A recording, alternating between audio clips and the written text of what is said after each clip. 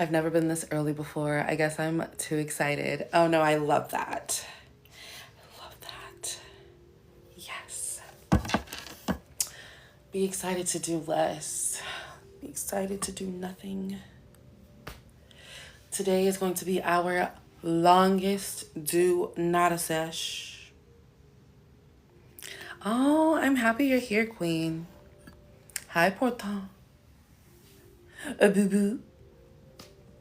Hi, Regison. Hello, everyone.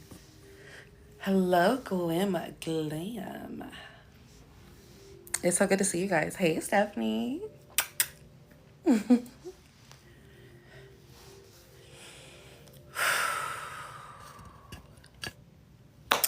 I'm so excited. Welcome in, welcome in, welcome in, everybody. Hi, Abby. Thank you. Thank you for the likes, guys. Hi, Beyonce, Sterling, Manifestation Princess. You know I gotta say all of your names. Hi, Mama K. Y'all, can I come in? I need your advice. This is a live for the experiment. So any questions will have to be held after the do nothing session.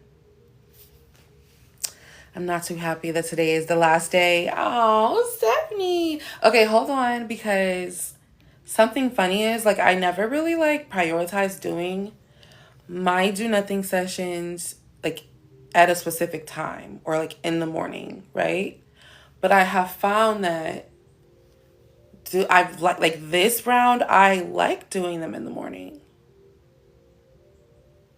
You joined late? Oh yeah, you did. Oh, it's okay, Bookie. We can still do it. You can still do it. Yeah. Yeah. You can still do it. But I know what you mean. It's the community aspect. It's the community aspect. And that's not to say that I'm going to be like strict on myself, like you must do it in the morning. But I enjoy doing it in the morning. And so I am doing it in the morning. And whenever else I feel like it. But I really like doing it in the morning. If you like came in while I was saying that, sorry for the out of context statement. I'm not stopping you. Bless the game. Ooh, purr. And remember, guys. Hi, manifesting angel. And remember, guys, I want you to do this, but I want you to do it through the expression of what you need. Remember that. I want you to customize it and adapt it. It's a flexible thing to do because it's the very thing that you do effortlessly, right? It is the very first thing that you had ever done. When you were in the womb, this was your purest state. This was who you were. That was it. Just awareness.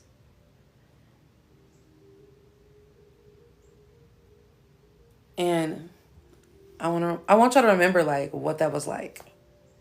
I want y'all to get there. That's all this is. It's not as hard as you think. I just want you to adapt it until it doesn't feel hard. Make it easy for yourself. I've adapted it. I'll give you an example. We're going to start in about 5 minutes. I still do nothing sessions, but I have another version. I talked about this. I don't know which live or which day, but I talked about this before. I have another version of the do nothing session that I've adapted on my own as a creative. And as someone who used to be a control freak, and I call it brainstorming, where I sit and I do close my eyes and I do allow ideas and thoughts and answers and solutions to come in that I'm seeking. Hello, Anika. Good morning, my fellow billionaire. I know that's right, girl. I know that's right. She came in stomping. What do you mean? Wake up, wake up, wake up. Yesterday's price was yesterday's price. Today's price is today's price. We've already made our decisions. Remember, on day one, we clarified our decisions. Hold on. Matter of fact, hold on. Hold on. Let me show you what I mean. Let me show you what I mean. Because I don't think a lot of people know what I mean by clarifying your decisions. Okay, so this is just taped on my door, so I see it every day when I walk out. Decision pages. I have decided I have my ideal appearance, physique, and style. I have decided I am a multi-billionaire. I have decided. I have decided. I have decided. I have decided. I have decided. All of this is just decisions. So if you want to restart this, thank you. You like my handwriting? This was me just like really like footing it onto the paper. So thank you for that. Thank you for that confidence boost. So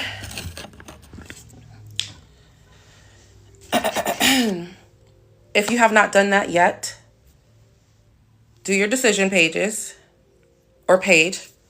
Some people have pages because they have a lot of decisions they want to make. And put it somewhere. You can put it somewhere you can't see it. You can put it somewhere you can see it. It really doesn't matter. I just put it where I can see it because I like that passive saturation, that effortless saturation, right, in the background. Are we still getting that decision post? Are we still getting that decision post, Ima? Haha. Wait, what do you mean? Which decision post? Because I know I have like a whole like list of things we talked about in the lives so far, and it might be on there. Oh, okay. It's coming. So this Monday, my Substack drops every Monday. Just something to start your week off with. And my YouTube videos will be dropping every Sunday once I start posting. Every Sunday. The goal is tomorrow. Don't hold me to it though, because I have to refilm because I was using a faulty mic and I didn't realize it was cutting in and out. So I have to refilm it again and edit it, which is probably not going to be hard. It's not going to be a super duper long video, but it's going to be something that's very thorough and dense informationally so that you don't be like, I don't know what she said. Like, it's going to be clear. Hey, Kristen. But yeah, so I got you. Let me actually look at my Substack before we start. Hold on. Substack.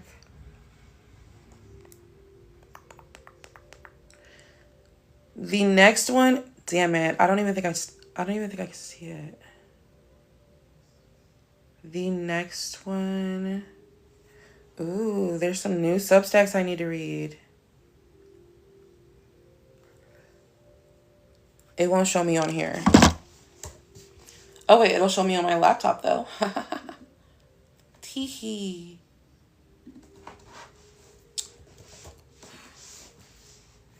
You don't know how much I love you. I love you, Sarah. Oh my goodness. Wait, okay, what happened? How did I make you love me? Or not even make you. How did you allow yourself to love me? Where do we go? Right. What happened? Give us the tea. I can finally join in on these sessions, but I've been doing these sessions on my own. That makes me really excited.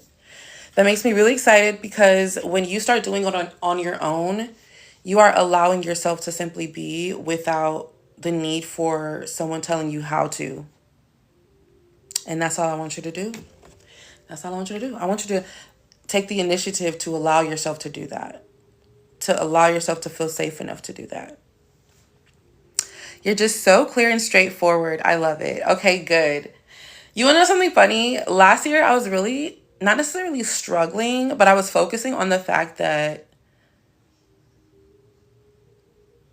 I wasn't sleeping that well. And so, like, just cognitively, when I was speaking, I wasn't very confident. Like, I would stutter sometimes, or I would, like, phase in and out, or I would get distracted easily.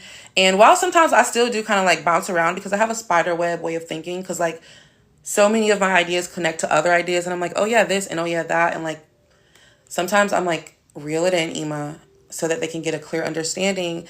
And I'm like, I want to be able to do that easier and communicate. And I am. And it's literally being reflected back to me. And like, just communicate in such a smooth way and clear way, in just a grounded way that is confident and certain, and like it's structured, because like my mind's not changing all over the place. I'm clear on what's happening here. And so it's easy for me to communicate it. And yeah, even if I get lost in what I'm saying, I can always draw it back to the same point, because the same point is the same point. We are source. And we can just build it back up from that. You see what I'm saying? So it just kind of feels really clear and easy to communicate about. So thank you for saying that. It made me think of how we talked about the self-concept. It's growing even more. Yep. You'll notice it. And I was telling you, I don't know who was on that late night live, because there was a live I did at like 1 or 2 a.m. It was so random. And I don't know who was on there, but I was just talking about how like, hold on. How to notice when how to know when your self-concept is changing. Because a lot of people are so focused on changing their self-concept, they don't even realize that they are changing it. It's already changed. Like that like moment where I just kind of paused, I just realized like I communicate well. I communicate well. I can express what I'm saying in a very intellectual way, but also in a very easy to understand way that allows, it's accessible, right? It's accessible mentally and intellectually. I think that's what needs to be happening in most communities, not even just the cognitive neuroscience or manifestation consciousness community. All communities, beauty communities, health communities, all communities. I think that information and intellect needs to be more accessible. And so that's kind of like, I think that's why I'm here. I think that's why I'm here. To bring to the forefront, hey, there's not just manifestation. It's not just about manifestation. Let me take this really complex, gate-kept concept and make it more accessible intellectually, because the girls need to know. The girls need to know. So let's get started. Today is the final and 7th day of the blind faith experiment. Congratulations. Let's applaud ourselves. Woo! If you're driving, don't do that. And I just want you to sit with yourself for a moment. And even if you just came in, you can keep, well, I'm not going to keep going, but you can keep going. Okay. The lives are going to be shifting. Okay. Because I don't want there to be a reliance. Okay. I want there to be autonomy, sovereignty, and initiative and accountability. If that scares you, lean towards it. Run towards it. Sprint towards it. Good. I want you to get up and say, I am doing this. Not even that. Actually, I want you to get up and say, I feel like doing this. And the way that you are going to feel like doing this is if you truly understand how to do it.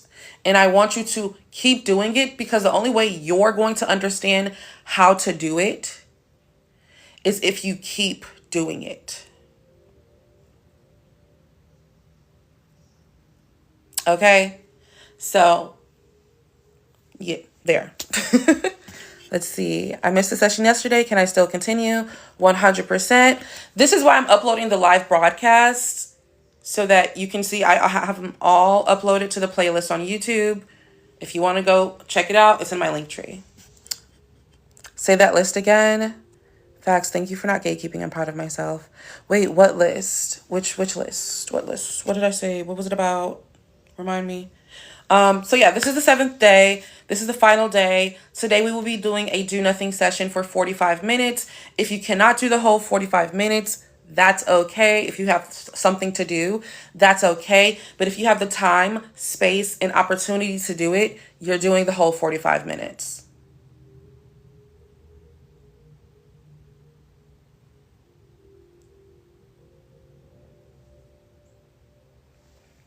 Is the final day today? Correct. Sovereignty and something else and something else. Okay. Sovereignty, autonomy, initiative, and accountability. Sovereignty, autonomy, initiative, and accountability. Meaning nothing outside of you has to stir you in order for you to want to do something, because you're listening to that internal voice. You're listening to that internal feeling. You are trusting yourself to be making the right decisions throughout the day. Nobody has to remind you to do a do nothing session. Nobody has to remind you to not spiral out of control, because you're aware of who you are now as source. And so you don't respond as someone who doesn't have an understanding of that. You don't respond as a human who's just, life is just happening to them. You respond as someone who understands how the game goes. Okay? So autonomy, sovereignty, initiative, accountability. Let me write that down, because that's something that a lot of people don't have. And that's something that also a lot of people are scared to have, because once you start holding yourself accountable in one place, you notice where you're not holding yourself accountable in other places in your life, whether that be your relationships, connections, career, whatever the case may be. And so you start to kind of like, ooh, but don't get scared. Keep going into the darkness, because the darkness becomes everything that you've ever wanted it to be. The darkness is where creation is. That's where seeds are. That's where babies sit in the womb, in the darkness. Okay? A seed has no choice but to grow if it has the right nutrients around it or in it, if it has the right mechanisms, right? So I'm not going to do too much. I'm not going to do too much, because I could go on a rant all day about this, but I'm going to put down what we just talked about.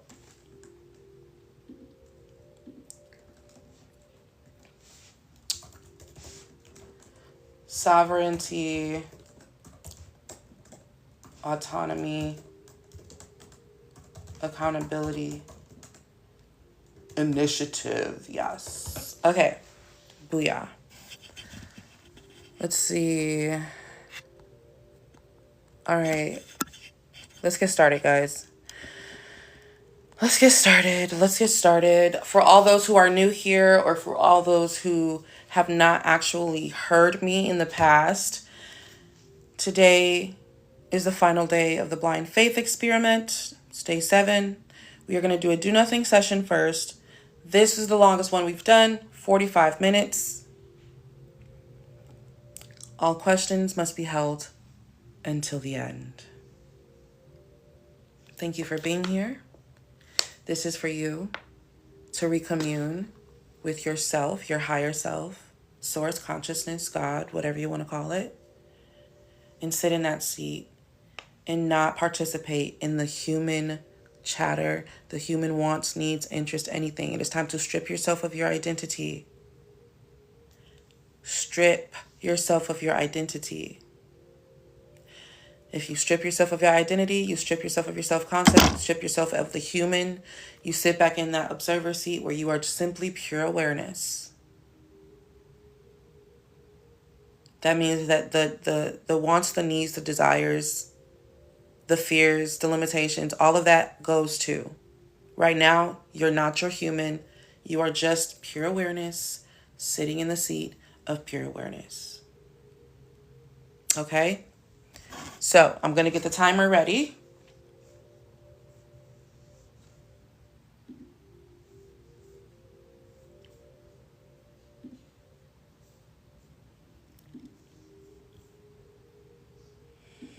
I'm going to go mute. If you would like to play an instrumental with no words, to guide your conscious. Feel free to do so. Keep your eyes open, gently stare at a point. It could be the clouds, the trees, a point on your wall, the ceiling, or whatever.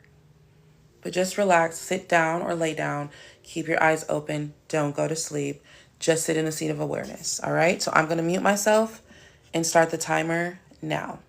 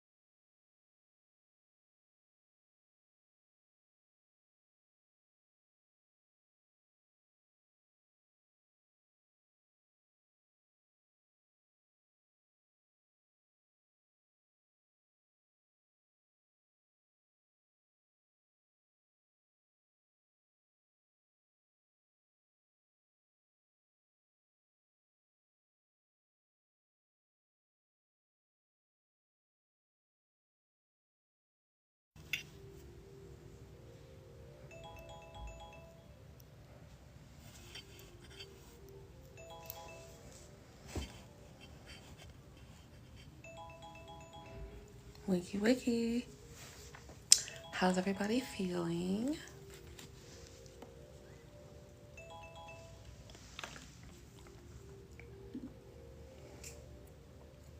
You fell asleep?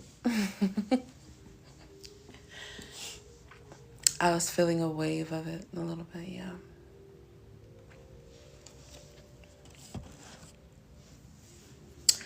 I only made it to about 25 minutes on this one. Ooh, that's pretty good. I'm so free. I'm so freaking proud of myself. I'm proud of you too. 45 minutes. It didn't even feel like 45 minutes to me, low key. I think it's because like I've been doing it for so long. I was on a walk in a tunnel. Ooh, I like that. You ate that soul? Yeah. The goal here is to not have a sense of urgency. Like, you have nowhere to be, nothing to do, no one to be. You're just existing. You feel supercharged. Was the best 45 minutes of my day. Same. I cannot wait to film my video. I'm excited. This is like the ultimate video. This is like the video that you're gonna want to keep going back to when you forget like the core of what I'm saying. Talking to the Moon was playing in my head. Oh, I love that song. I'm going to try this again and see if I can make it to 45 minutes. Yeah. And guess what? If you don't, that's okay as well. Because how I do nothing sessions on the regular, I stop intuitively. The reason that I do these experiments is because I want to stretch and work my focus, stretch and exercise and strengthen my manifestation abilities and trust and faith and intuition.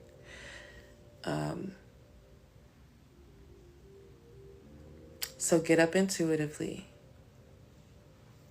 It can be 5 minutes, it could be 40 minutes, it can be 60 minutes, but it's up to you. Just get up naturally. If you fall asleep, that's okay too. I'm going to do 50 minutes tomorrow. Ooh, Soul is on a roll. I like it. Thank you for the likes, guys. Oh my God, 8.8K. Y'all trying to tell me something?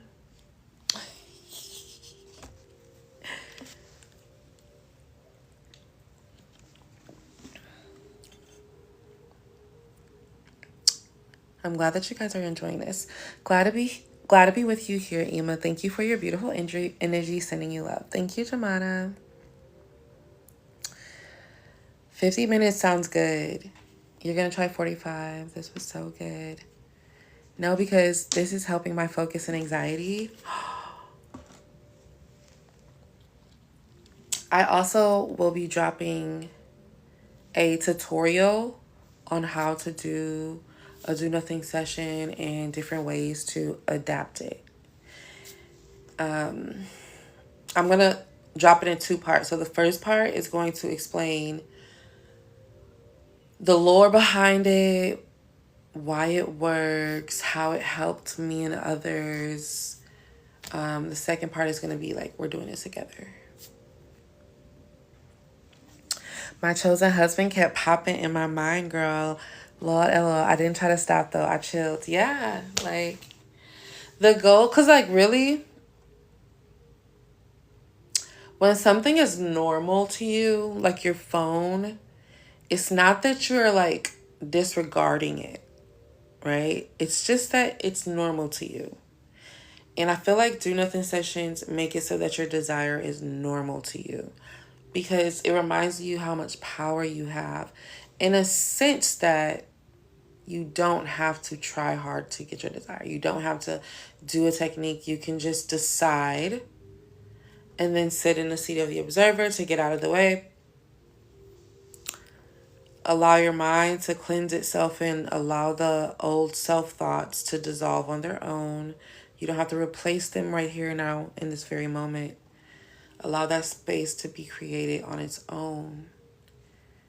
When you sit back in the observer seat, you are activating a part of yourself that a lot of people are disconnected from. Yeah. It's normal for you. So yeah, that's your man, your man, your man. So it's normal now. You might start you might start sensing him around.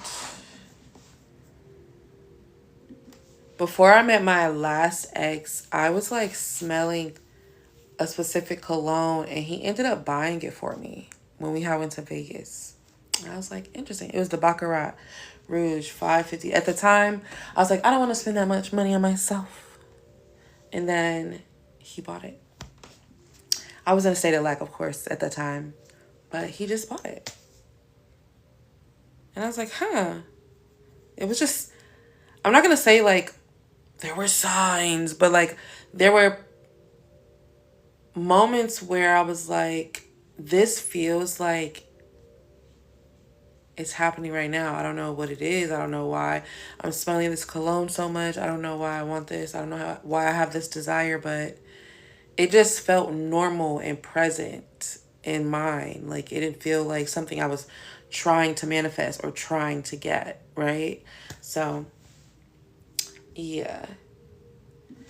I want also, let me add, 2 words popped up in my head during that do nothing session. So y'all know how we just went over, y'all know, wait, hold on, where is it? We just went over, where is it? There it is. Okay.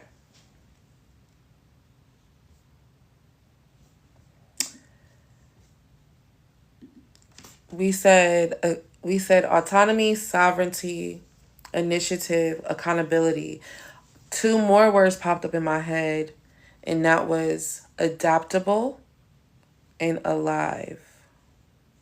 Because you must be adaptable because the only constant thing is change. And you must be alive because that is why we expressed into these human bodies. Don't forget to live. Don't forget to live. Life is not all about self-improvement. Okay. It's been so prominent. It's normal for me to be there. It's been so prominent the last 48 hours. He folding every second about me and is think about you when he sleep. Period. I've been seeing 11:11, 11:33, and 12:12, etc. I don't know what that means. 5:55 and more. Definitely, if you feel called to, start looking into numerology. I'm not really an expert on it, I'm not going to lie. So I don't really give too much advice on it. I know some light info about it. I know 555 is change. 888 is abundance. And it's not always money, but abundance in general. I think 333 is creativity. 222 is collaboration, community, partnership, companionship, union. Yeah, that's all I know, I think. 666 is to clarify. I don't know. I think it's not something bad. It's just like to like be aware. It's encouraging you to be like break the fourth wall, like open your other eye to what's going on in your life. Yeah. But I want to say congratulations, guys, for finishing the 7th day of the 7-day blind faith experiment.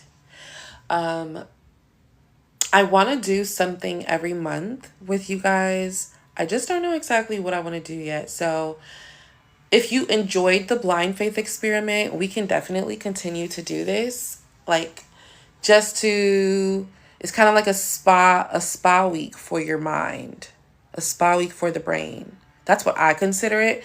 It is like a spa, like it's like your brain is like in a steam room, and it's just soaking up all the herbs, the water. That's like how do nothing sessions feel for my brain. It feels so good to have this in my arsenal. Yeah, it's one of those. I thought it was going to be harder, but it wasn't, especially towards the end. Yep. Especially when you adapt it to like yourself. It's so much easier. You feel more comfortable allowing yourself to just be without the identity that you created. Literally, I thought I was going to give up, but I didn't. Yeah. See? Oh, yeah, let me add that. Let me add that. Let me add that. So we said adaptability, and alive. So you need to be sovereign, autonomous, accountable,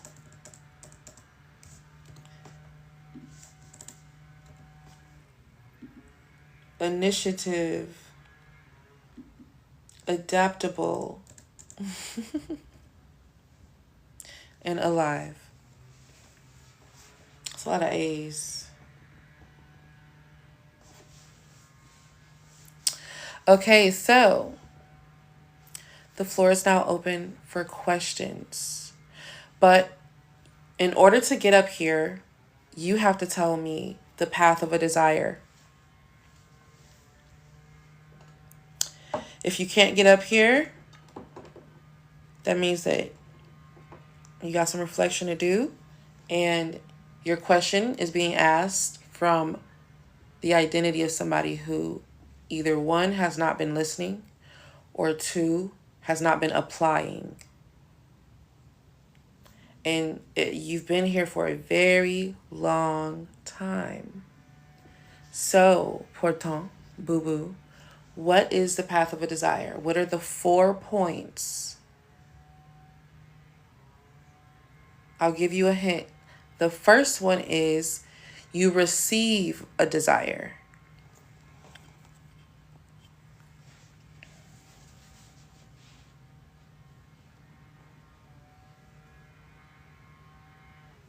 If you can't answer it, you can't get up here. You're going to have to ask a question in the comments.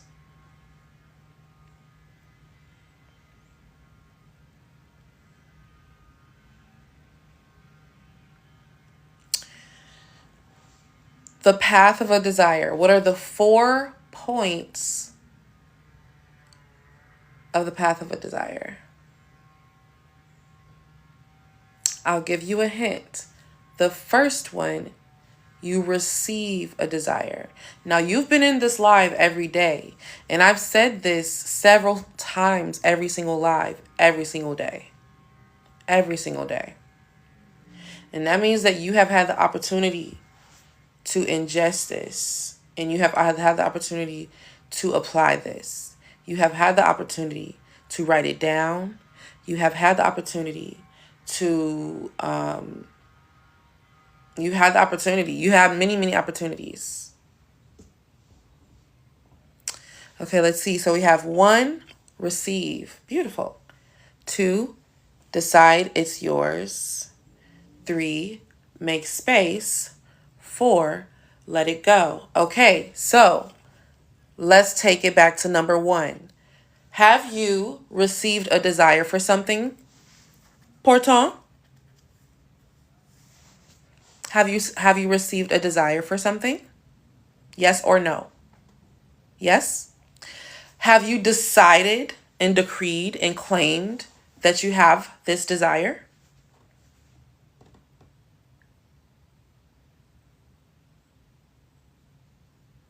Have you said it out loud? Have you written it down? Have you decided internally? No? Okay, so it's nothing to ask questions about if you haven't decided that it's yours. We can get to the other 2 steps once you do that. Until then, it gets to be easy for you, Porton. It gets to be easy for you. All you have to do is decide. You already know what to do. Because I don't know how to do it. Yes, you do. I just told you how to do it. I'm going to take my sea moss drops. 1 second. Manifesting a university acceptance letter. Buy a frame. How will you celebrate? Get prepared. Or just get prepared for university. Don't even make it so emotionally intense. Just get ready for university. Buy a hoodie. I just joined. What are we deciding? Oh, nothing. I'm just taking some mushroom drops.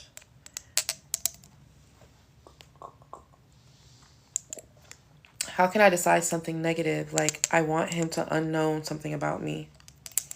I don't know what to tell you. I don't do revision. I already told you that. And that's why you can't come up here, because I already knew you was finna ask me something that I don't do revision. And this is called energetic self-preservation. Because we was finna go in a whole circle just to talk about revision. No. Will there ever be another do nothing session again? Absolutely.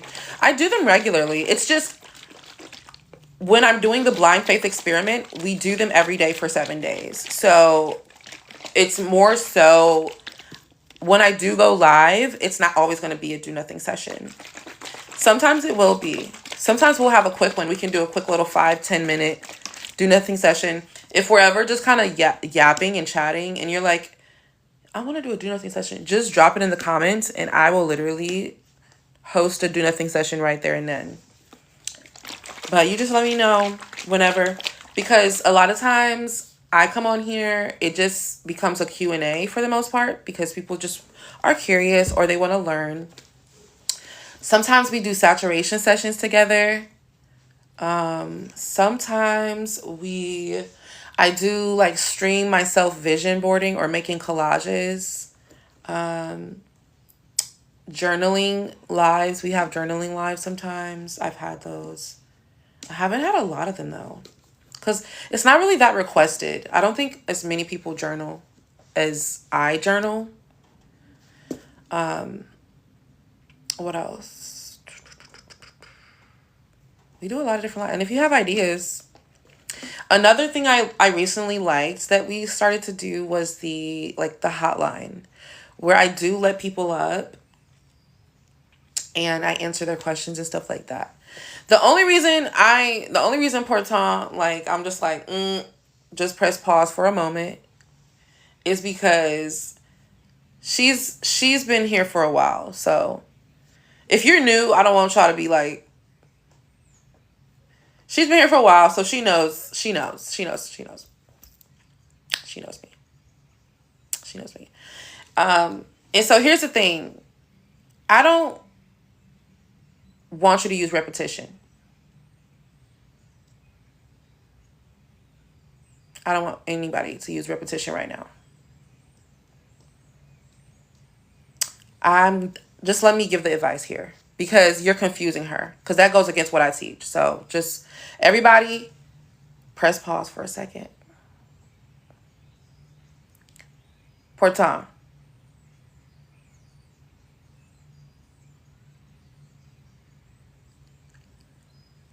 I don't want you to do anything right now.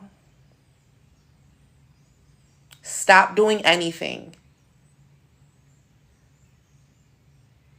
Stop doing anything. Stop. Stop. That is how we're going to manifest your shit. Okay? You need to. That is how we're going to manifest your shit. Okay? You need to stop. The only thing you need to do you need to stop. The only thing you need to do is decide. Let me show you how to do that. So, how do I do this? Okay. So, these are my decision pages. I only got one this year because everything else is pretty much self-explanatory. I don't have to write too much. But these are my decision pages, and this is what you need to do. Okay? Anytime you feel triggered, anytime you are triggered by the 3D, anytime you see something you don't want to see, anytime you have anxiety about something or you feel fear or scarcity or lack, go look at your decision pages because you've already decided. This reminds you that you've already decided. There's nothing else that you need to do. There's nothing else. You don't need to do any fucking thing else.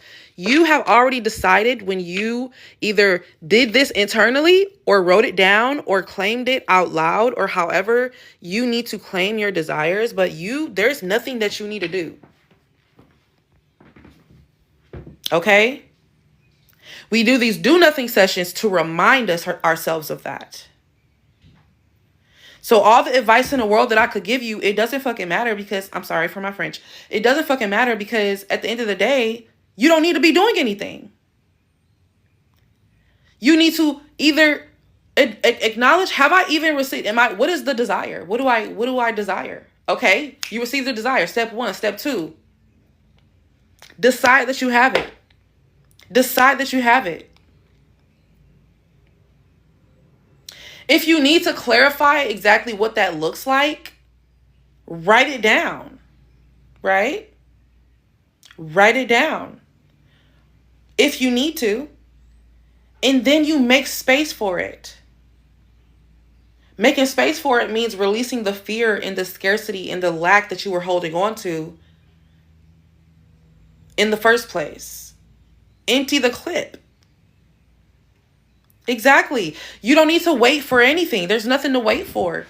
Make space for it and go live your life. It's really that simple, right?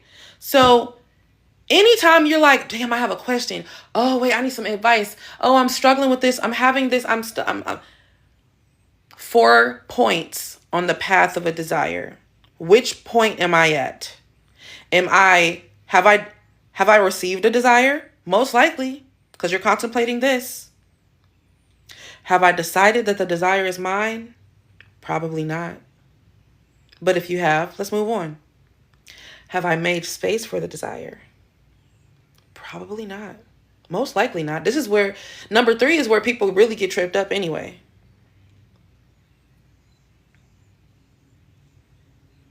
Because they don't know really what I mean when I say make space for your desire. It looks different in every category of manifestation. So when you're making space for a healthy, nourishing relationship that lights you up inside and magnetizes more opportunities to you because you just love who you are when you're with that person.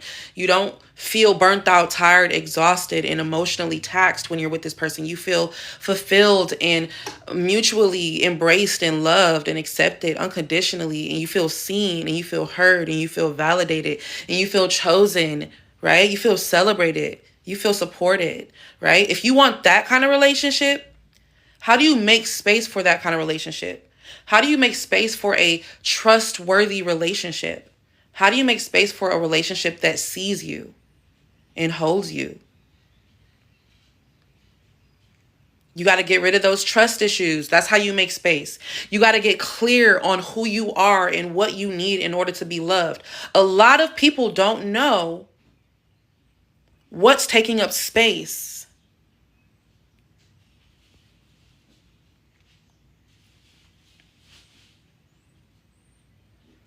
So you got to make space for it. And then number 4, get out of the way. Get out of the way. And all realities already exist. So yes, waiting is unnecessary. Exactly, Christian. Yes. Exactly. Know yourself first. Exactly. Throwing toxic people. No, it's about looking in the mirror. This has nothing to do with anyone else. This is all about self, and this is all about what do I need to let go of to make space for my desire. But I guess you're right, boo boo. I guess that means cutting off toxic people. Let's go for a song. Uh-oh, hold on, let me swipe back. Taking accountability, that part. That's the biggest one. That's the biggest one. Believe you have received it. Oh wait, I already read that. But yeah, so always ask yourself, at what point am I on this path of a desire?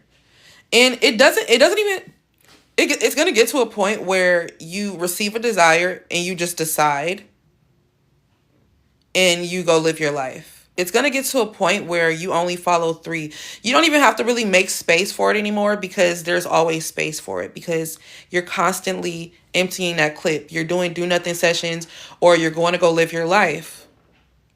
And so you always have space for it because you're open and receptive to it and you are an open vessel to it. So it's going to get to a point where you're more and more advanced at manifesting, especially manifesting instantly. You are going to get to a point where you receive a desire or interest for something and you're like, I kind of want that thing. You know what? That's mine. And then it happens.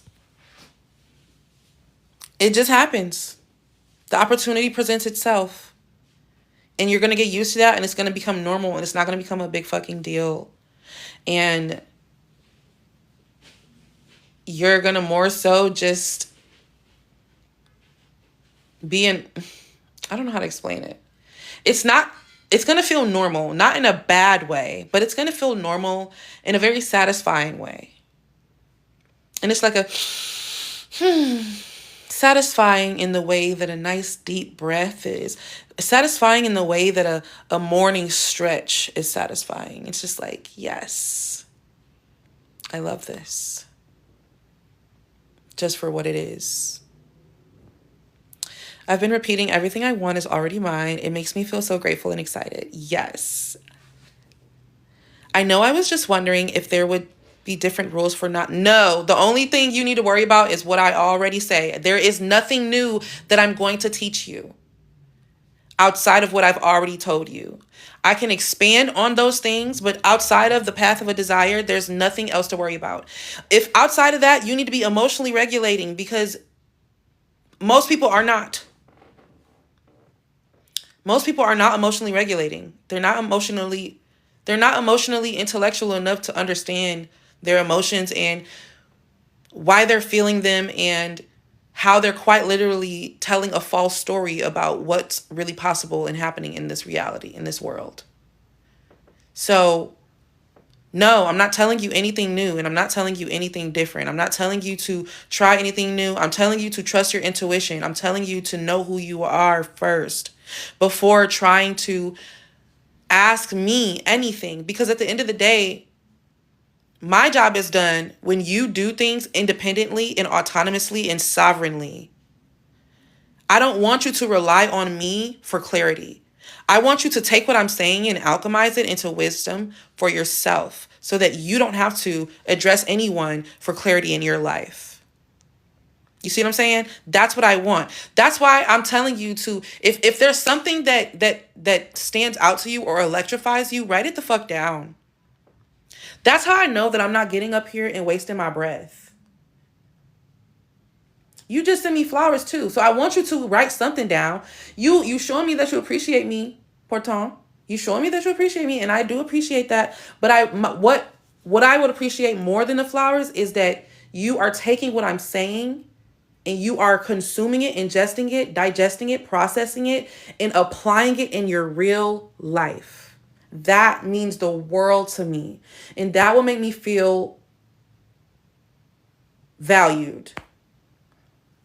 Is when I see you getting up and thinking and doing the critical thinking and doing the emotional processing and really just like taking it serious. You're not just needed some reassurance. Oh, well, I mean, listen, Everything I taught you is all I'm going to teach you. But trust and believe, if you are doing anything that is relevant to that, you're doing just fine. And the reason I'm saying this, Porton, is because it's uncomfortable to have to answer your own questions. It's uncomfortable to have to reassure yourself. But I'm going to corner you until you do it.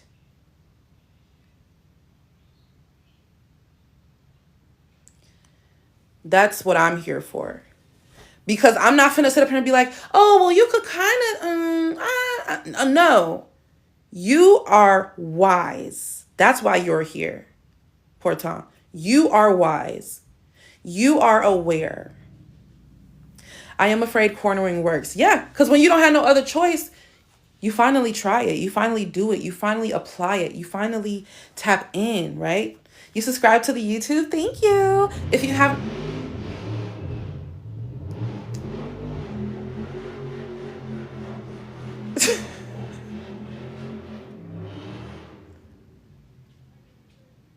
Okay.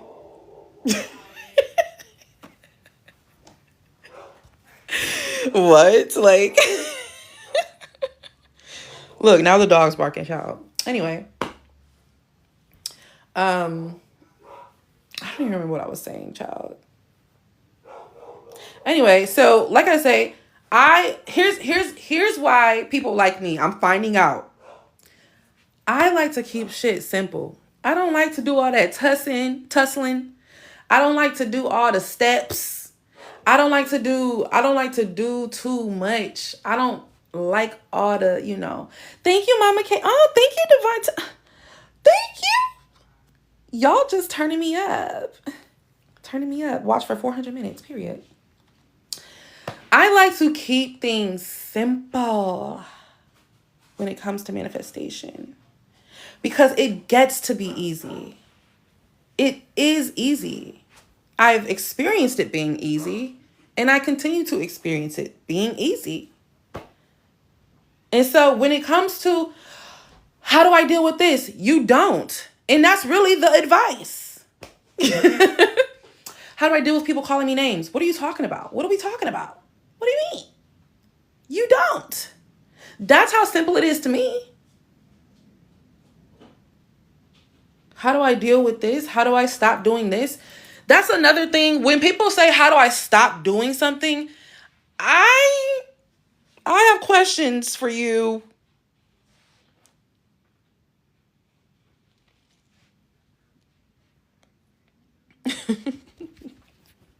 What do you mean? How do you stop doing something? How do you stop doing something? How do you stop? So here's because here's and I speak very plainly. So I'm not intentionally being rude, but it might come off as rude. I have just learned to not care if I sound rude. So don't take anything I'm saying personal, but right? Don't take anything I'm saying personal. But here's my perspective on that mindset. You don't believe that you have control over yourself.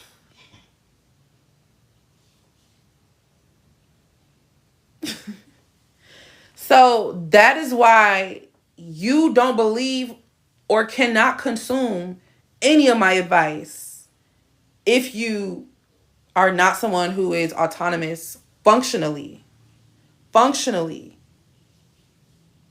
consciously. Like, I'm just talking for nothing. If you can't say, I am here in this place because it is valuable to me. I am in this live broadcast because it is valuable to me.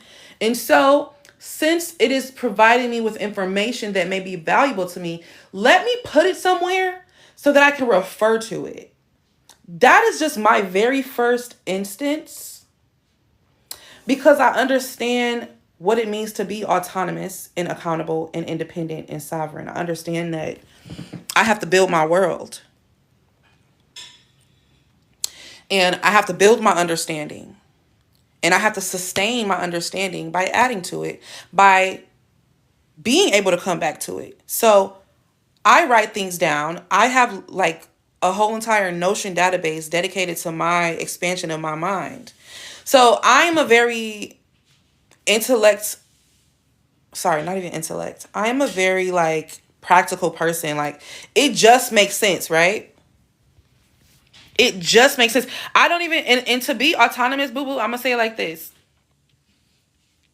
I think about how can I make my life easier? That's the only thing it takes to be really intelligent. How can I make my life easier? It forces you to critically think. It forces you to come up with solutions. It forces you to do a lot of things. Hold on, let me go ahead and mute you. You can watch, but you can't talk. So you're gonna have to, if you want to talk, you can send me a what's the biggest gift in there, y'all? Hold on.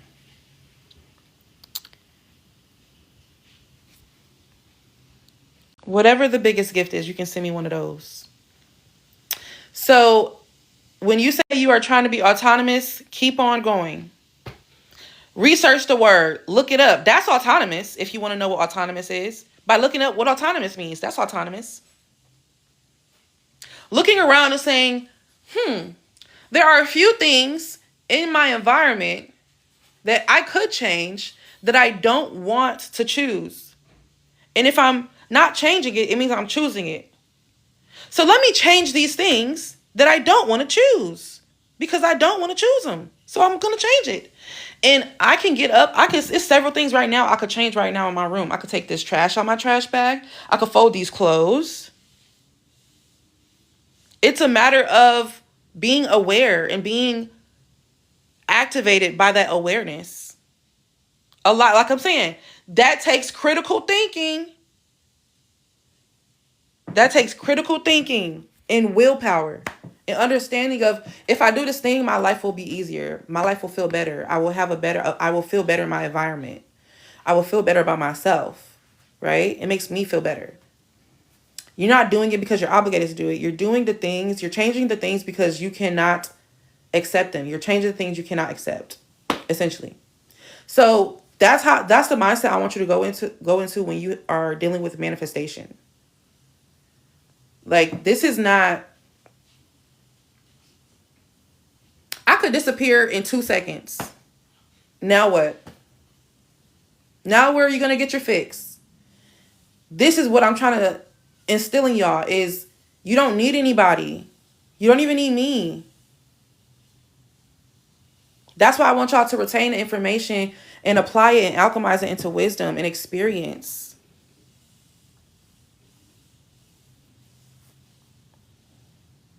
So yeah.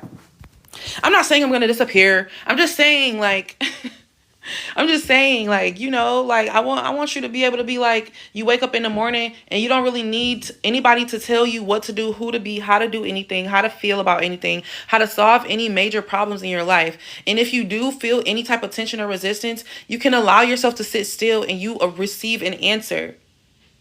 The only thing that you would need somebody else for is the mere presence of another person. In fact, that's really all you really need other people for. And supported community, that's really what it is. But in all reality, I want you to be able to be autonomous and independent. You feel me? Speaking figuratively, of course. Yes. Yes, that's what I try to help other people I work with. Don't be dependent on me. Exactly. That's really like, I think that's like one of the main characteristics of a leader. One, I can do what you're. That's really like, I think that's like one of the main characteristics of a leader. One, I can do what you're doing, which is why I am qualified to tell you how to do it. Two,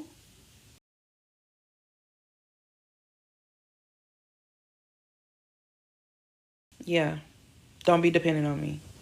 You don't need me. I'm just a guidance counselor. Consciousness guidance counselor. No, I'm a consciousness expert who just so happens to be really good at communicating my experiences.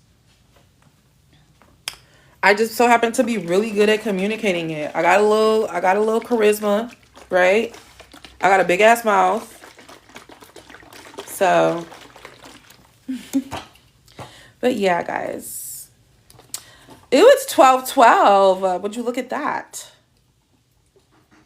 Hold on, let me sit down. I'm like trying to open this. My guidance counselor. It is an honor. Scout's honor to be your guidance counselor.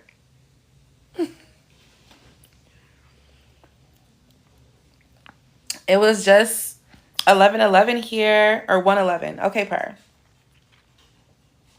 Yeah. We're in synchronicity. We're in our synchronicity era. For a long time, I didn't see any angel numbers. And then I just started getting attacked by them. So, pop quiz. Pop quiz. What are the 4 points on the path of a desire?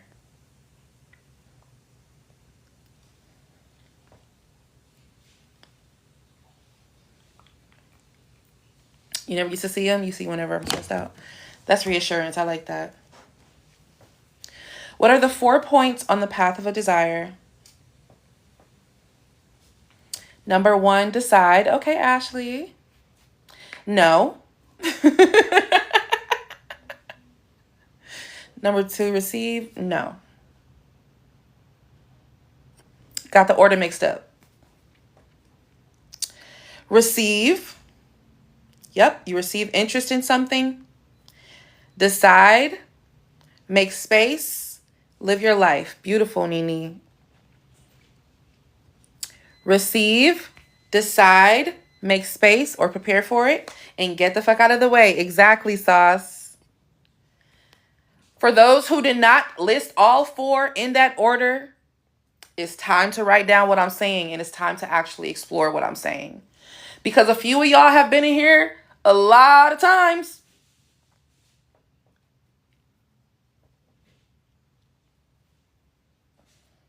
And that, the path of a desire can answer any question that you have. I'm just saying. I'm not trying to call nobody out. I just said a few. But it's still love. I'm still happy that you guys are here. I just want to put a mirror up. I just want to put a mirror up. But yeah, it's okay. Why did I just do that?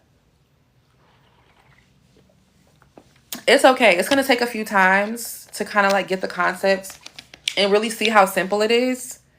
And see how like, because when Sterling was up here yesterday, she kind of expressed what I'm actually writing in my book right now. She said, the more that I heard you say, receive your desire, decide you have it, make space for it, and go live your life and get out of the way of it, the more that I realized every question that I had, that process answers it. Because all you have to do is look at, well, have I received interest in something? Okay, check. Have I decided that it's mine? And if you have I made space for it? Am I still holding on to something else? Right? Should you act on your, how much minutes did y'all do today? We did 45 minutes. Should you act on your desires? So yes and no. Okay? So you should not do any type of like forced action. And forced action looks like over planning, over analyzing, trying to narrow exactly how it's going to happen and predict exactly how everything's going to land. And inspired action is what you should be doing. Inspired action, excuse me, sorry, I'm drinking a lot of beverages. Inspired action actually, sometimes you don't even realize it's happening when it's happening. Like, I started going live and I was just up here with 0 people in here sometimes. And I didn't really know why I was doing it. I just wanted to do it. And that was me taking inspired action. I was trusting myself. I was trusting what I was doing, and I was trusting my desires. I was trusting what satisfied me. And at that time, talking on live satisfied me, and it made me feel good. And so I just kept doing it. Inspired action.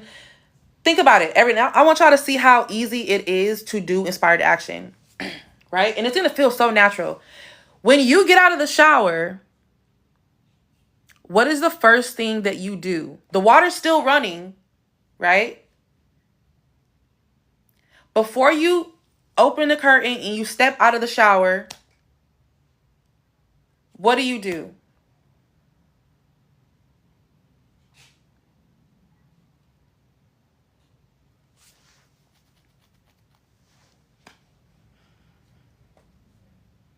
Turn the water off. Exactly. Turn the water off. Exactly. Exactly, Annalisa. Yes. So, did you have to plan? Did you have to get clear and sit down and control how you were going to turn that water off? Did you have to like go, ooh, I don't know if I should do this?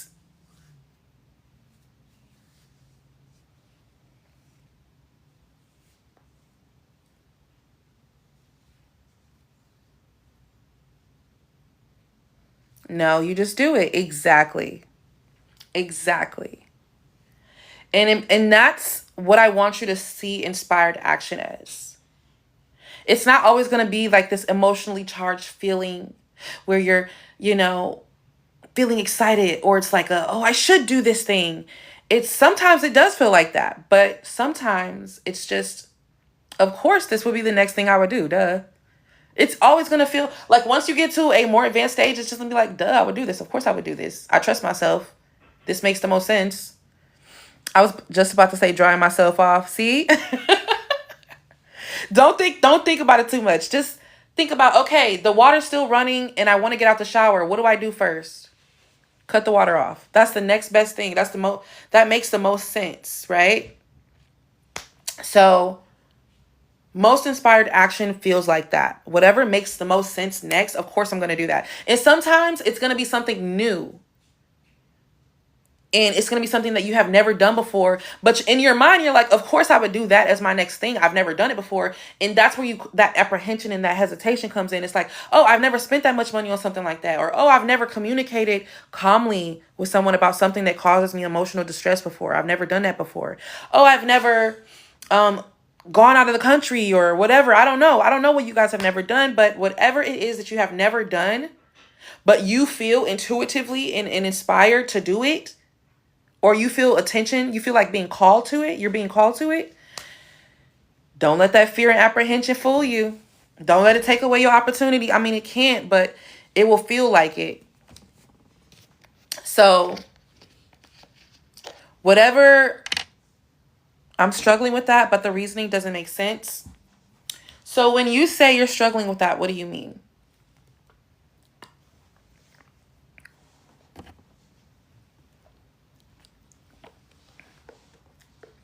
I did something crazy yesterday immediately when I got the idea.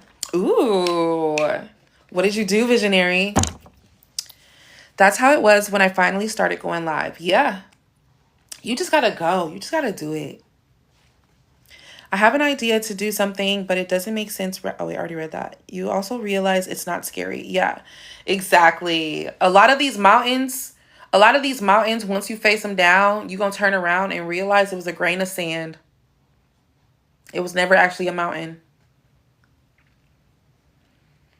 It's a mountain and it seems hard because we're perceiving it as such. I pitched a campaign to a business all by my lonesome. Congratulations, visionary. Oh my goodness. What? Where's my little sound thingy? Hold on.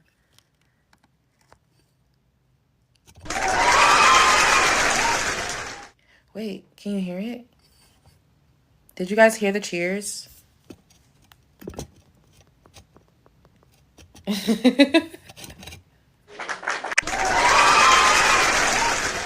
My volume was down. I didn't hear the cheers. But yeah, congratulations for doing that. And you have to be willing to do stuff like that. You have to be willing to get rejected. You have to be willing to put yourself in a position to fail in order to succeed. And that is at any point in life. You have to put yourself out there on the line. Nobody can make you successful inside. Thank you, Cherie. I felt so crazy. You have to feel out of body. Yes. When I dropped $800 for an event space, for a manifestation workshop, it changed everything in me. It made me take what I do much more seriously. When people start asking me, what do you do, Ema? I used to say, oh, I'm a mindset coach. I'm a lifestyle coach. I tell people how to, manifest. No, now I'm a consciousness expert. You have questions? You feel me? That's kind of where I am now. Like, I had to really take what I do seriously. And I was like, damn, Ema, you're going to be spending way more money than $800 on an event space. Trust and believe. You're going to be spending bands on event spaces. So you might as well get this first event space out of the way. You're going to be spending bread on fucking auditoriums. You might even build your own. So get over it and spend the money. Invest in it. And another thing, when it comes to spending money and investing in myself, I always ask myself, is this in alignment with who I want to be? Is this in alignment with my satisfaction and what I love to do? Okay, yes. Is this like a fleeting thing that I'm using to cover up something that I'm avoiding? No? Okay, invest in that shit. Because at the end of the day, the only thing that's left is the fear of the old self. When you strip down all the excuses, when you put yourself in a position to be, what we say, y'all? We said autonomous, sovereign, accountable, initiative, adaptable, and alive. That's what we said together. We came up with that together. Well, I kind of just was rambling. And then Sil asked, what you say? So that means that nobody has to tell you to do something in order to be great. Nobody has to tell you that you're great in order to be great. Put that in Discord? I will. Let me do it now.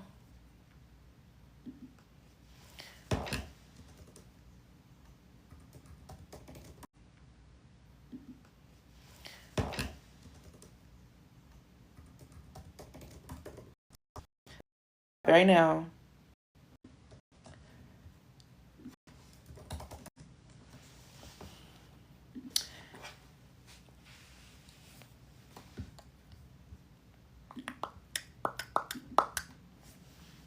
And I'm finna mention Cell.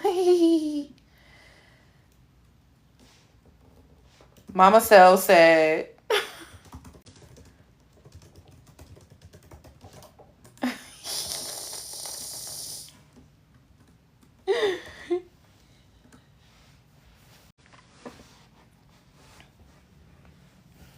okay, per. I said Cell, I meant Soul. Hold on, let me change this. I know Cell gonna be like, I didn't say that.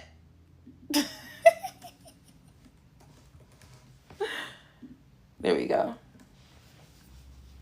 That's what I'm focused on. To be so deeply rooted in myself that no one's abundance, no one's absence or presence. Yes. Soul. Sorry, Soul. I didn't mean to mention you. I meant to mention Soul. Y'all name is so similar. My bad. I know she was like, what I do? You rang.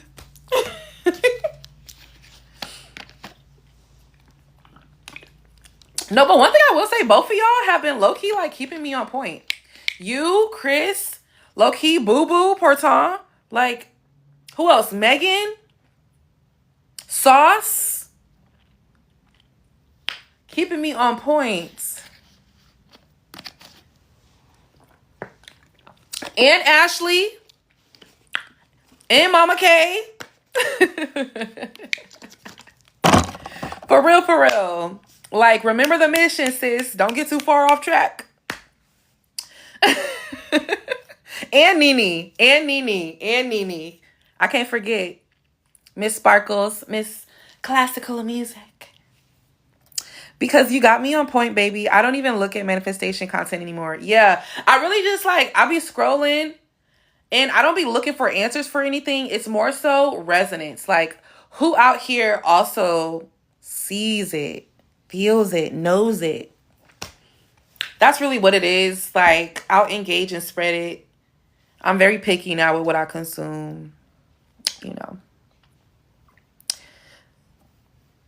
Oh, wait. Somebody asked a question. Oh, no. Nobody asked a question. Okay. Yes. Love it here. I love y'all. I know I'm all that is into. I'm writing my decided list down. Decision list. Yes, write your decision pages.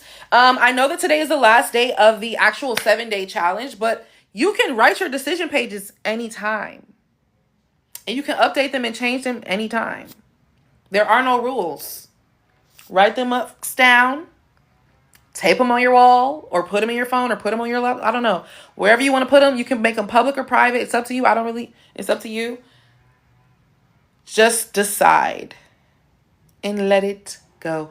The reason I write it down is because the act of writing it down, it kind of makes it like it cements it in the 3D for me in my mind. It's just like a little stimulant. It's not like if I don't write it down, it's not going to happen. It's more so I see it. I already decided. It's a reminder that I already decided, so I don't have to do anything else. I've already decided. So there's nothing that I need to do. I made the decisions. There they go right there. They on the wall. So that's a reminder. I don't need to do a technique. I don't need to force myself to do something. I only need to move off of inspired action. So if I feel inspired to robotically affirm, I will. If I feel inspired to script, I will. If I feel inspired to do, but I don't feel inspired to do any of that lately. If anything, the most I will do is mirror work or like affirm it to myself in a way of like just speaking out loud. Like, man, like, it feels so good to know that I am source. It feels so good to know that manifestation is easy for me. It just feels so good to know that I've already made all my decisions. And so that's all I needed to do was decide that it was mine. It feels so good. Like doing stuff like that, like I do it just when I feel good and I feel the inspiration to do it and I feel lit up to do it. I don't say, okay, I have to do it every day at 3 p.m., 6 p.m., and 9 p.m. And then did it. Like I'm not. Like manifestation in my world gets to be easy. I'm sorry. I'm not doing all of that tussling and all of that extra layered processes, structures, and etc. I'm not doing all of that. Okay. You, Reno, and Mary make it simple to be honest. Oh, I'm gonna have to look up who those people are. Hold on, let me screenshot this. Well, can you type their actual names in there? My girl Ellie. Well, let me screenshot this so I can look them up right here. Yes, I want to look up and find more people who understands how simple and easy this gets to be because it does. The only thing that's in the way is people trying to figure out the how and people not being emotionally intelligent or regulated or aware or emotionally literate. People in Asia, I know Asia, I like her. Well, I know of her. I don't know her personally. And people doing stuff like putting the power in the technique instead of realizing that they're the reason that the technique works in the first place. Okay, here we go. Let me screenshot. Ellie in the 4D, all is one, and Renova Saturo. Okay, bet. You and Olivia Grace are my go-to. She speaks on making it simple and knowing source, God remembrance. Yes. It gets to be simple. I like Olivia Grace too. There's a lot I can mention, but y'all are my OGs. Oh, you know what? I affirmed that a long time ago. That I am like a credible source in this industry. Like people see it. People see it. Like, yes, do I post my receipts? Right? Y'all see my little, little PJ trips. Yes. But a lot of people can post shit and it not even be real. So I want to go live so that y'all can see. I'm not using no script. I'm not reading from a book. I'm not Googling anything. This is just right here, raw from the stream of consciousness. This is not a game. This is for real. Like, I'm telling y'all, I don't want anybody to rely on me. That's what I'm saying. That's why for the longest time, I didn't want to charge anyone for anything because I was like, I don't want people to rely on me in a sense where they're like, okay, I paid for you to make this thing happen in my life. Now, why isn't it happening in my life? Like, I didn't want it to turn into that. So I wanted all the accountability to be in your hands. Now that you have all the free resources, the free access to people with hella wisdom, what are you going to do with it? How you going to treat something that's free? Right? That's the main reason I don't think I could do coaching or anything. Now, I feel you. I had to press pause on it because I was like, hold on, these people don't want to change. These people want me to manifest stuff for them. Shit. Like that's what it was giving for a long time. So I was like, okay, let me put a pause on this. Let me figure out my ideal audience member and customer or clients. And that's why a lot of my money is gonna come from passive things. Like I'm gonna be writing books. I'm gonna be doing a lot of things that I'm gonna be inheriting money. And you're like, Ema, how can you predict that you're gonna inherit money? I just did. Okay, Mary's page is all is one. Okay, bet. That's the main reason. Oh, wait. I already read that. But yeah, I think a lot of people don't trust something that's free because everyone's charging for something. So it's like, do you even care about what you're offering if you're offering it for free? And it's like, that's why I'm offering it for free, because I do care. I want to silence the noise, right? The tension that you get when you spend money. Thank you so much. I appreciate that. I just manifested a random SD yesterday on accident. SD? What's SD? Specific desire is what I'm assuming you mean. You care to share with the class? But yeah, that's my goal for you guys. My goal for you guys to be is for you guys to be autonomous sugar D. That's a good question. Is that what you mean?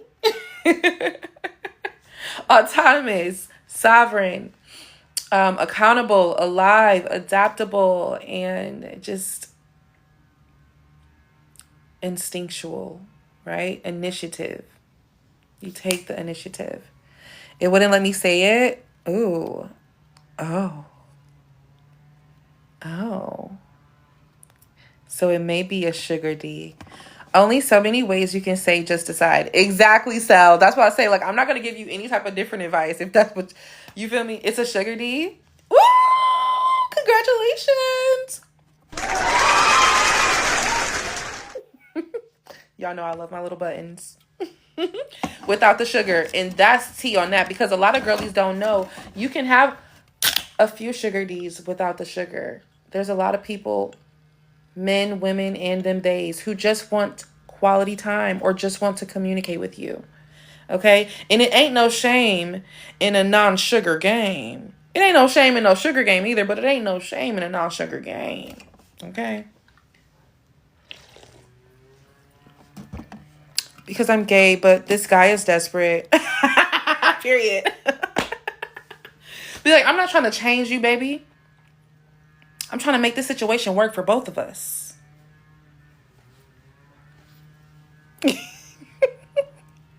Congratulations, though.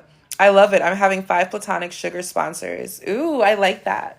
Welcome. Well, damn, let me manifest someone to bankroll my violin lessons. I'm getting ideas. Exactly, guys. You don't, like, there are no rules. I'm going to keep saying this. There are no rules to this. So you can get creative. The way I was dating, I was just doing shit. I'm like, I want a man who is not that sexual, a man who is extremely generous and has the means to be generous, and a man who wants me to live an easy and luxurious life. And then I met my ex. And that's exactly what it was. It was very minimal sexual tact. Because I'm not a very sexual person. I don't get me wrong. I like it. Sex is cool. I'm good at it. I'm great at it, in fact. Some people might say I invented it. But It's just, I'm not a sexual person. Like, it's low on my priorities.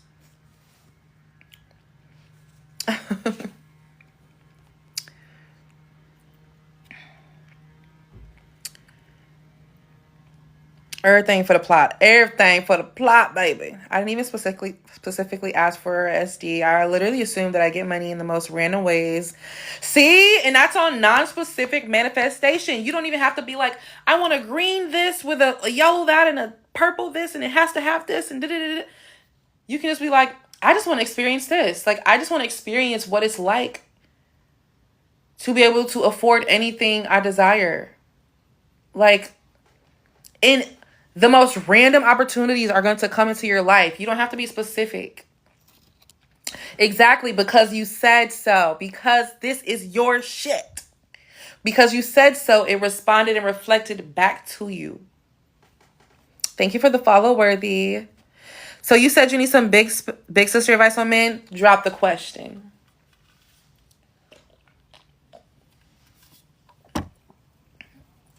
I always wanted to go to, and one of my friends lives close there too. Oh, purr. Now it's time to get the wish list together. Now it's time to get the gratitude gifts together. What I would do for Mr. Big. Ooh, well, y'all don't know his real name. What I would do for Mr. Big is like, I would give him little gratitude gifts. So I would write him a letter or a poem, and I would put some used goodies in there, maybe. Like some panties, or like maybe I'll kiss the letter, or like just something sweet, and just I'm thinking of you. I'm thinking of you. Or just like I'll like get him a cute tie, because he doesn't care how much it is, because he's the one who had the most money in the relationship. So he wasn't pressed about the expensiveness, but it's just like, what do you think about me when you think about me? And do you think about me? Right? Let's see. So, yeah. Personally, when it comes to making someone who is offering a life of ease and luxury to you, making them feel seen, heard, and supported, it's very simple. But you have to start doing that now.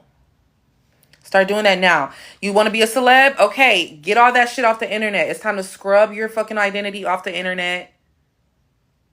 All the personal stuff. If you ever been in any newspapers for some weird shit, scrub it. Delete them tweets. If you done been a little weird in the past, if you used to be racist or sexist, delete it. Prepare. Make space for your desire. Okay, let's see. So Soul says, did you drop the question, Soul? I'm not letting anyone up here today, just because my energy's a little sensitive in general right now. So I'm just like protecting it right now. So I can, if you drop your question in the comments, I got you. I saw a technique today about a girl writing her SP's name on her period pad. Nah, I'm never, ever, ever, ever going. It's never that serious for me. I already decided I got you. I'll see you when it's time for us to get each other, I guess. Let's see. Hey, Malaysia. Apple Bananas, hey, welcome in. I have a journal I started in 2024 for my future husband, and I'm giving it to him on our honeymoon. Oh my God, can I steal this? I'm screenshotting this. I'm going to start a journal the day that me and my like for real guy, because I want a roster of 3 this summer. But when I like get my for real person, like my one of one, I'm going to start a journal on the beginning of the first day of our relationship all the way up until we get married. You just inspire me.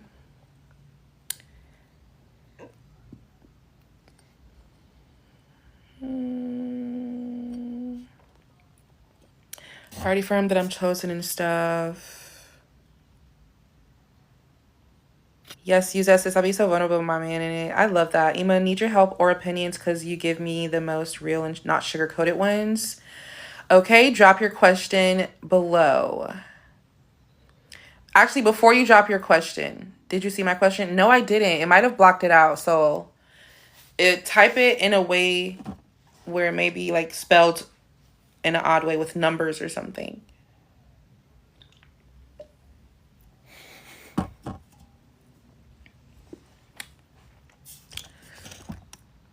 I be kissing the pages all off. My mom said I'm gonna get pregnant at night at a honeymoon. Oh yeah, you are. You are. Drop your cues. Do you believe in the purge bridge of incidents? I mean, if you believe in it, yes, it'll happen in that way. But I don't care for a purge. It's not necessary. Bridge of incidents is not necessary. It's not really a matter of do I believe in it. It's more so it's a thing. It's just not necessary. You can literally bypass that. I finally understood like 2 days ago. Good. Okay, so I have never dated before because in high school I viewed myself as less, and so did the kids in school. Okay.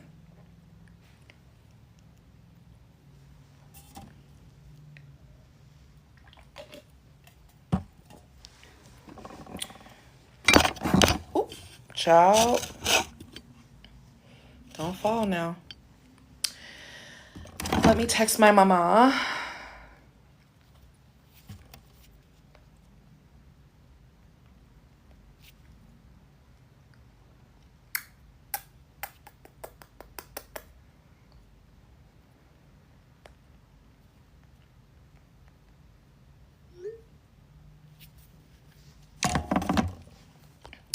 Gotta bring you to Tennessee one day, honey. Oh my God, yes. I want to go to Tennessee. I've never been to Tennessee, and I've always wanted to go to Nashville and see some cowboys.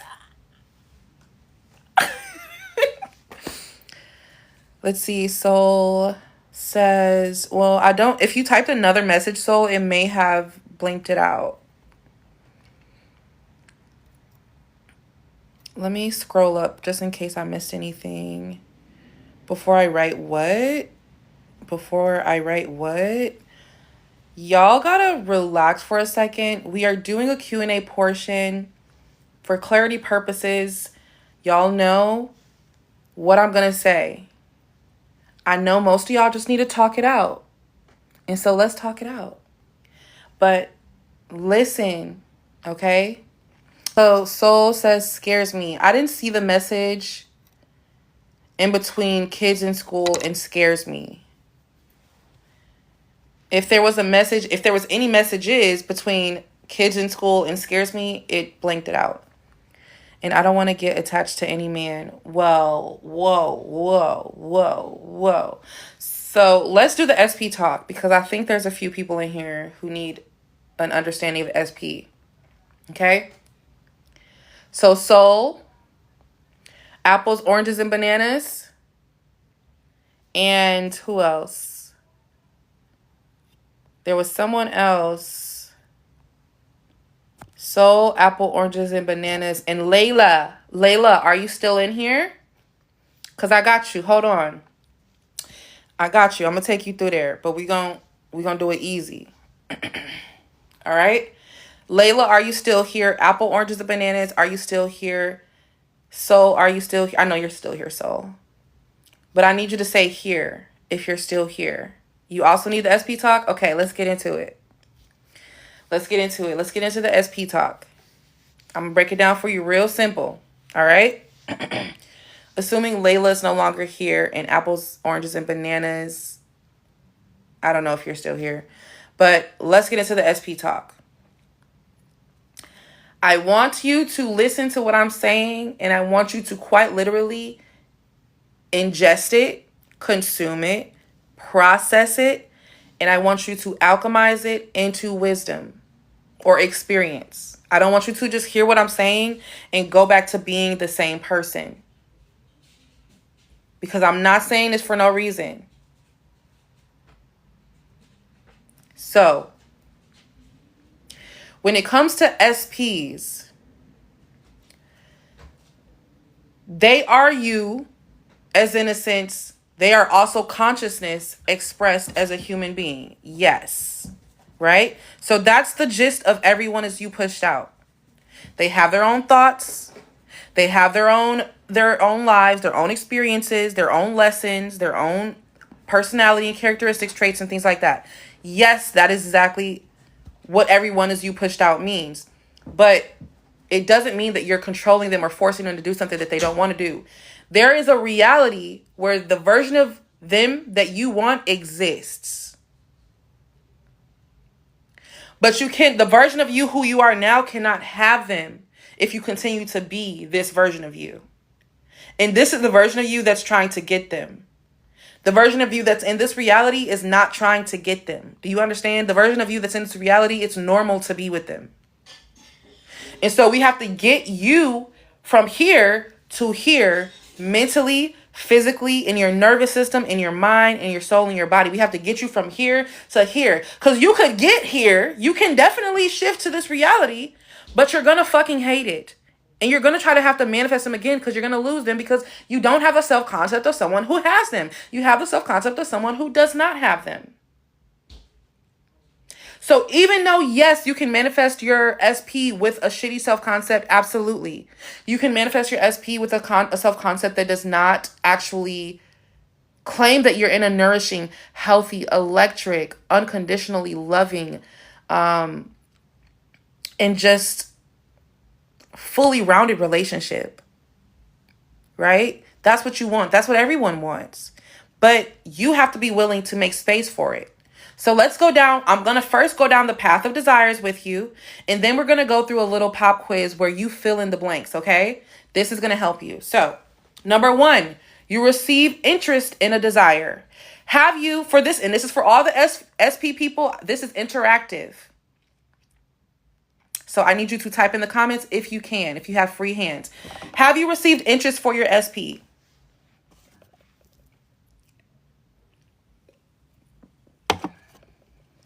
Yes, you have. Okay. Yes. Okay. Step 1's already done. All right. Number 2. Have you proclaimed that your SP is yours? Whether that be internally in your head, out loud, verbally. Have you written it? Have you decided? I have decided blank. Yes. And for those who are dropping off at this point, if you have not proclaimed it,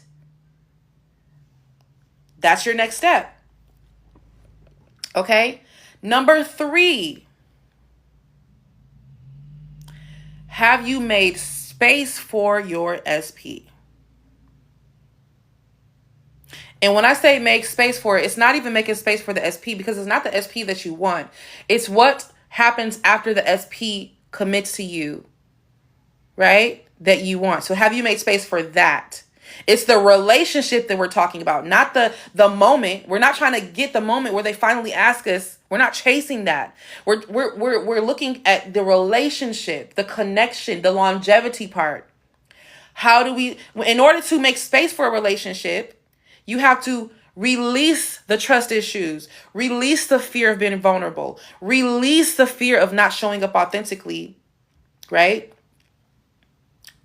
Release the fears, release the prerequisites, and get clear on what it is that makes you feel healthy and nourished and fulfilled and satisfied in a relationship. How do you feel loved? And how do you give love? Can you give love? Do you have the capacity to do that? Or have you just been using relationships and people to avoid looking at that? Do you want this relationship because you are compatible with this person? Let's be honest with ourselves. That's how you make space for a relationship. It's not just about, okay, let me go buy them a gift. Yes, I want you to go buy them a little gift, whether that look like a little ring or a little bracelet or write a poem or a piece of art or whatever. Mama K gave you a great example. She's writing a whole journal for her SP. She's making space for it. She's allowing this person into the most deepest, most vulnerable parts of herself, right? And then number 4, if you've done all of that, Number 4 is to get out of the way. Have you gotten out of the way of the desire, or are you still picking at it, trying to figure out, well, why isn't it here yet? How's it going to happen? Have you done number 4? And if you can ask all of yourselves those, if you can ask yourself all 4 of those questions, then there's nothing left to ask. Because every time I've instantly manifested, every time I've quickly manifested, every time I've manifested something that I once thought was big, it's been that exact process. Bar for bar. So if you haven't done those things,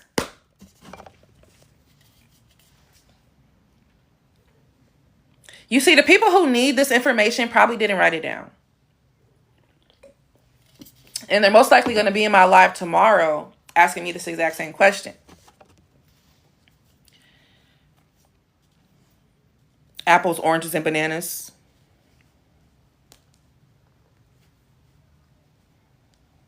And they're probably going to be in my live tomorrow asking me the same question. This is what I mean by autonomy,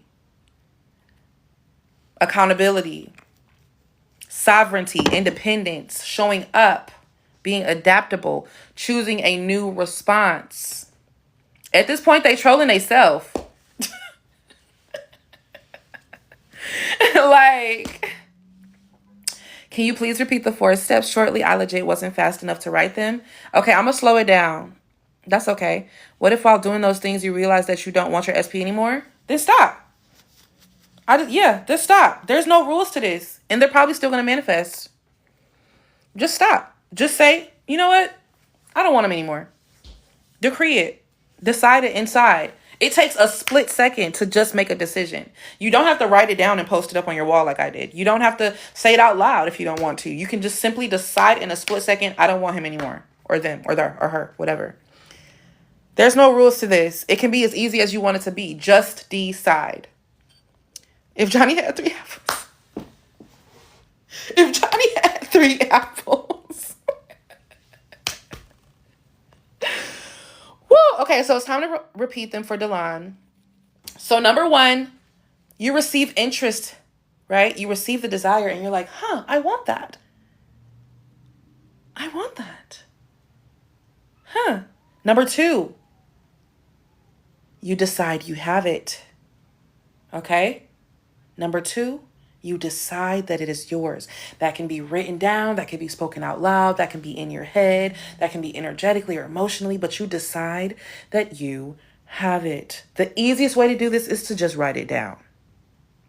Okay? Number 3, you make space for it. The shortest and simplest example is if you want to manifest a new house, you start decluttering and you start packing that bitch out. Okay? You don't have to know where you're going to go. You don't even have to have a new job in that new place. But you need to start getting prepared, making space for your desire. Number 4, get out of the way of your desire. That could look like 2 different things. It could be a stillness practice or living your life and touching grass and getting hobbies and getting a life. A stillness practice can look like your own personal meditation practice or mine, which is the do nothing session. It's up to you. I literally don't care. It's up to you as long as it feels good internally. And you know how to live your life. You know how to pick up a new hobby. You know how to meet new people. You know how to go in places you've never been before.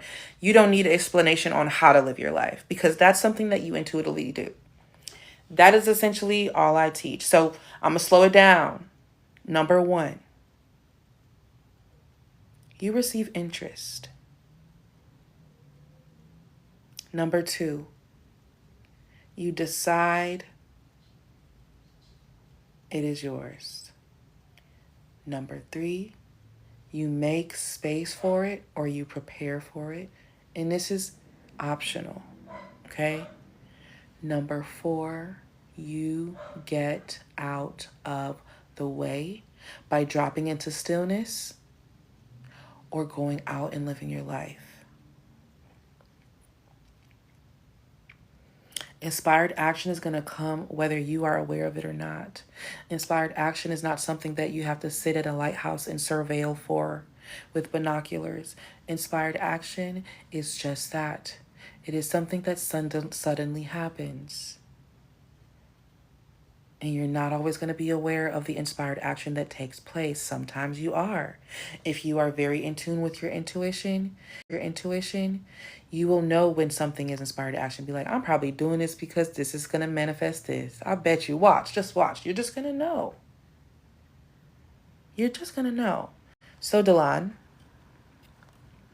did that help you? Hi, Kaja. Stephanie says, at this point, he needs to make space for me because I'm not taking less than what I deserve, period.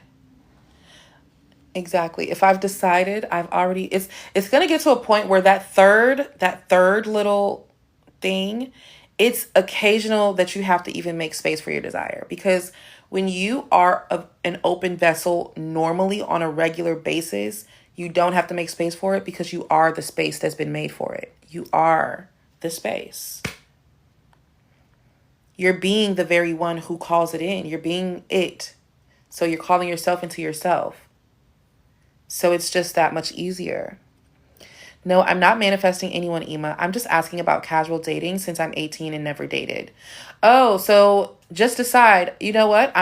So you see how I just decided I'm going to have a 3-man roster? I have not intentionally reached out to anyone, tried to go on any dates. I have not intentionally tried to do anything. I intend on randomly meeting them wherever I end up being this summer. There's no plan here. So if there's something that you've never done before, don't plan around it. You're going to ruin it. So just decide, soul. Not only will I know exactly what to do, but even if I don't know exactly what to do when I'm dating for the first time, I'm going to have a great time. That's what you need to decide. Not only am I going to know what to do, but even in moments where I don't know what to do, it's still going to work out in my favor. That'll alleviate some of that nervousness about entering the dating market. And let's not even call it a market, but just entering the dating pool. Just get your feet wet. Don't feel like you need to commit right away to anyone. You are going to experience your first love in a way that feels like it's taking over your body, your every thought, every day. Let it come and then let it go, because then you're going to meet your second love. And that person is going to teach you boundaries, right? And then let them come and then let them go. And then you're going to meet your third love. And that person is going to teach you how you like to be loved. And that's just my personal experience. Of course, everyone else happens in a different order or a different way, because everyone takes relationships differently. But I don't want you to be nervous about dating. Like, it's just really you getting to know yourself through other people. That's how I see dating. Yes, Mama K. Okay. Hold on. She listed all of them. Yes. Not gonna lie, Ema, my lease is up this month and I have a son, circumstances, but I'm resting so well in my vessel right now, and you have helped me double that. That makes me really happy because I know what it's like to be on pins and needles. And like, damn, what's about to happen? I have no idea. But that is where you lean in and you really trust yourself and you trust what's happening. You trust that reality is going to do what it always does, and it's going to restructure itself around your certainty, right?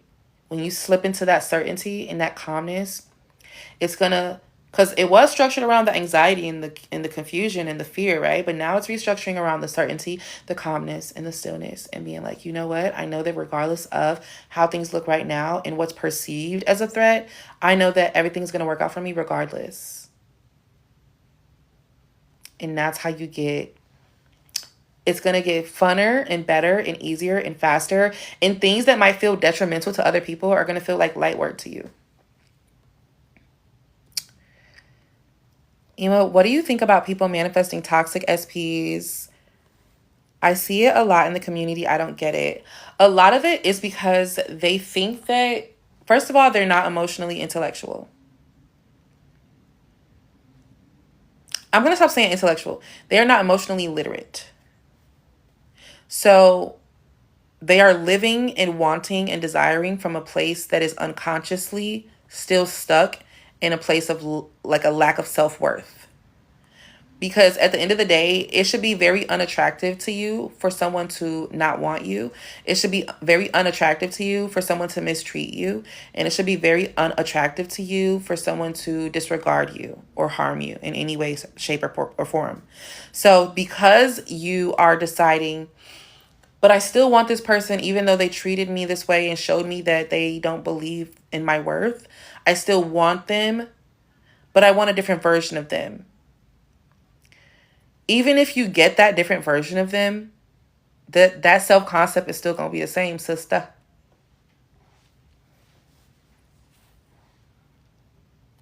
And you're going to lose them again. And then we go into this vicious feedback loop, this cycle. With dating, people are like seasons. They come and go. What matters is who wants to stay. Exactly. And you feel comfortable with who wants to stay because they see the authentic version of you. And they accept it and they love it and they embrace it. And also, when you start loving yourself deeply, everybody's going to want to say. So that's when you really got to start being picky, using your discernment and tapping into your intuition. And I'm going to make a video about intuition and inspired action and all of that. I'm going to make a video about that too, because that's what I want to strengthen. That's what I want y'all to strengthen in y'all selves. Let's see. I work on my intuition constantly just by having to put myself in positions where I have to trust myself. The problem is getting attached. I think everyone is my husband. I'm screaming. Well, let's not do that. Not showing up how you want. What about you're receiving contact from them, but it's not how you imagine? Don't respond. Just like a lot of, I mentioned this the other day, a lot of stuff that we be worried about is not even really oriented around manifestation. A lot of it is just like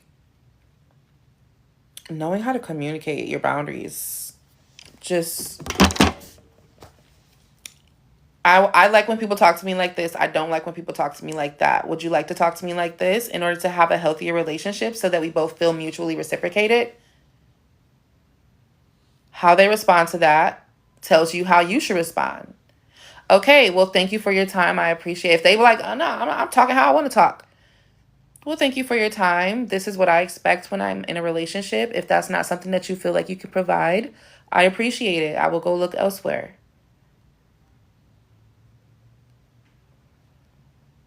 It's as simple as that. It doesn't take techniques. It doesn't take mind work or mental work. It doesn't take overanalyzation. It doesn't take anything. Just speak. Just talk. How do I manifest this annoying person to stop talking to me? Tell them to stop fucking talking to you. Just open your mouth. A lot of things don't need manifestation. You don't need a magic wand to set boundaries. A lot of people don't want to set boundaries because they're scared to lose people. Fuck them. They're coming back anyway. When you release the fear to lose somebody, you are more confident in sustaining and setting boundaries. You don't feel like, let this person cross my boundaries because if I don't, then they're not going to fuck with me anymore. Let this person persuade me to do this or say this or be this way because if I don't, then they're going to leave. You are in a state of lack, not them. They talking to you however they want to talk to you because they know you're going to let them. That's not their fault. That's your fault. You are allowing a boundary to be crossed. Period. So you are sustaining and you are affirming that they stay that version of themselves by allowing them to remain that version of themselves in your presence. Was on Xmas. Oh, wait. I've been going in with no responses. LOL. Leave me alone. Yeah. No response. You get no response from me today, Todd. Sorry. I'm not happening. I don't care. I personally feel like a lot of people, y'all are just too afraid to reject your SP. And by reject, I don't mean you got to like cut them off and ghost them. But I'm saying some of y'all need to. But what I'm saying is set a fucking boundary and reject the behavior that they're doing. Reject the things that they're saying. Reject them in their fucking face. I don't like when you do that. I don't like when you say that. Stop. It makes me feel this way. And by you intentionally doing it, you're intentionally trying to make me feel some type of way, which means you're trying to mentally or emotionally harm me, which means that you're not doing something out of love. And I'm not trying to be with somebody who does not look at me out of love, even when you're angry with me. You need to be doing things out of love, communicating with me out of love. I don't give a fuck. So if you're saying or doing or behaving in a way that is harmful to me, you are getting rejected. And I'm telling you what's wrong. I'm telling you the problem. I don't like this. I don't like that. Here's what I prefer. Here's what I don't prefer. Are you willing to align with that? No? Okay, bye. I'll talk to you when you are.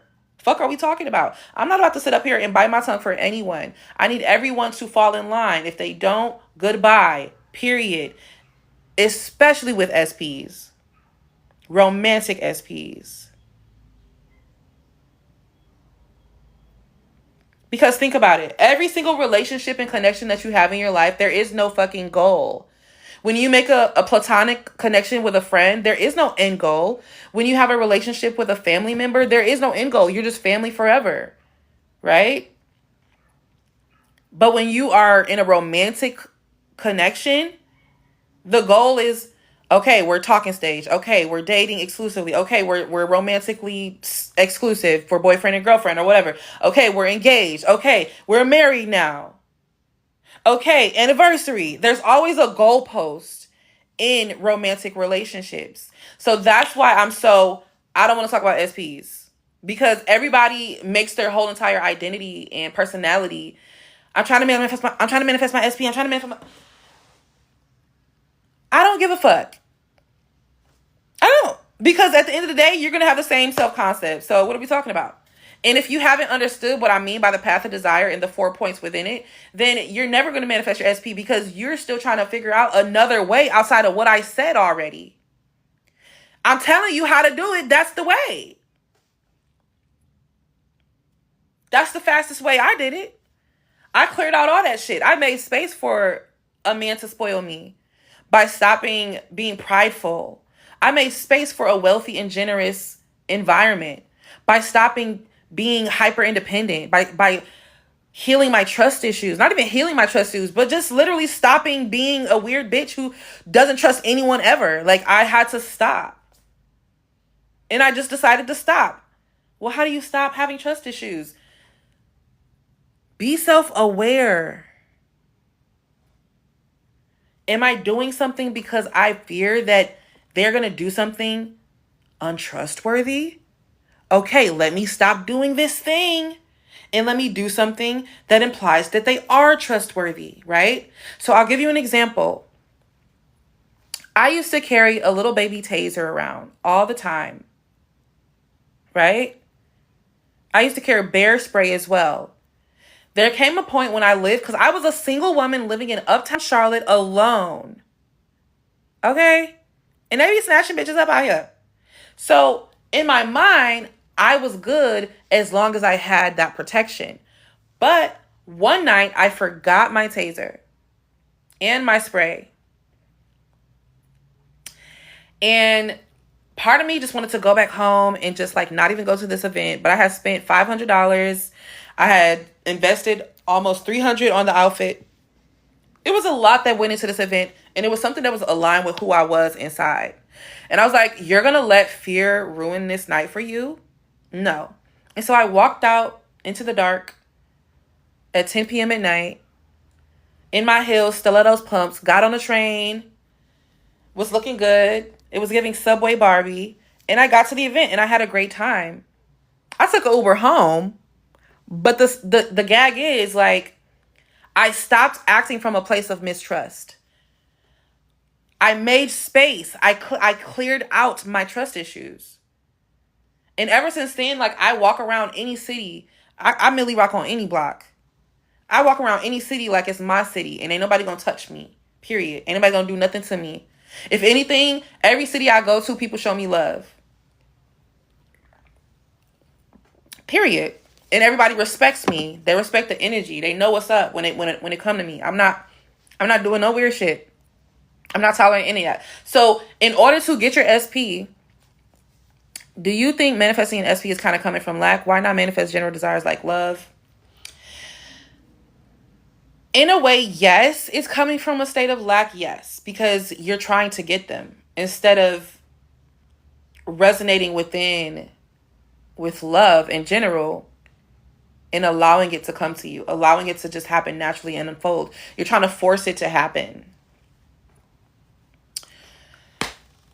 But yeah, y'all know what I mean. Like, it's one thing to want something specific or someone specific. It's another thing to try to force it to happen. And that's what most people do. In my mind, people should knock on their doors before they walk outside when I'm outside. What? You funny sauce. That part left my ass off. I'm from Harlem, so I def move like that. Yeah, that's how you gotta move. Like, why am I moving in a state of fear? And to this day, ain't nobody tried me. There was one homeless man who we had some words, some back and forth. I don't know what was going on. He must have been feeling disgruntled. But I said, "What's up?" Oh, okay.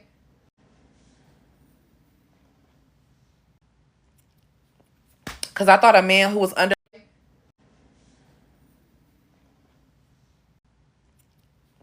Because I thought a man who was under 120 pounds said something. Because baby, I'm. Ma- Let me stop.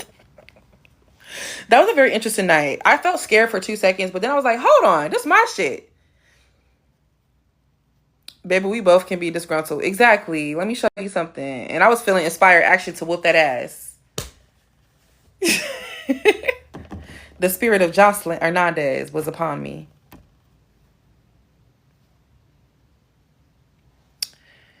Hold on, let me scroll up and make sure I didn't miss anything. And when you know that you are consciousness, it will maybe become easier to manifest from them, I guess.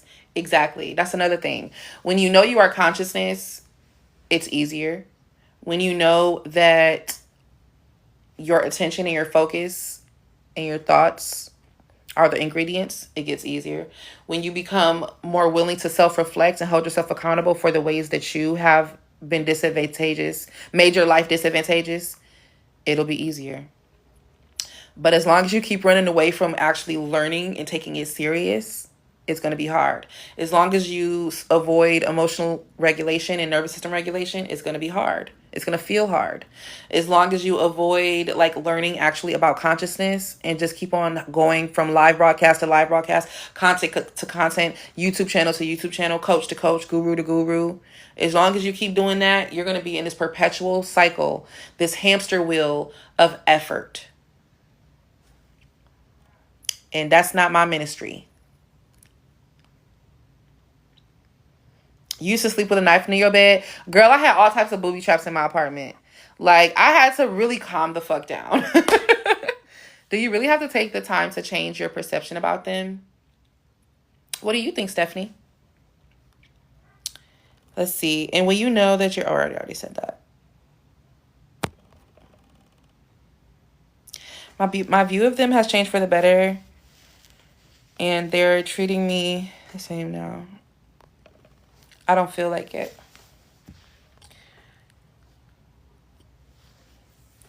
Then you don't. You see how easy that was? Then you don't. You don't have to.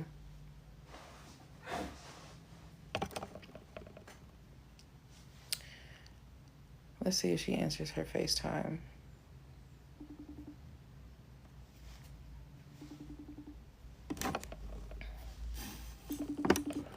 At this point, I watch because it resonates, not because I'm trying to learn more anymore. That's how I know I've changed. Yep. You just watching because it resonates, and you're watching because it just inspires you to think from another person's perspective, not because you're looking for the answer or the keys, right? Or the solution. Yeah, because think about it. If there's 4 points of a desire,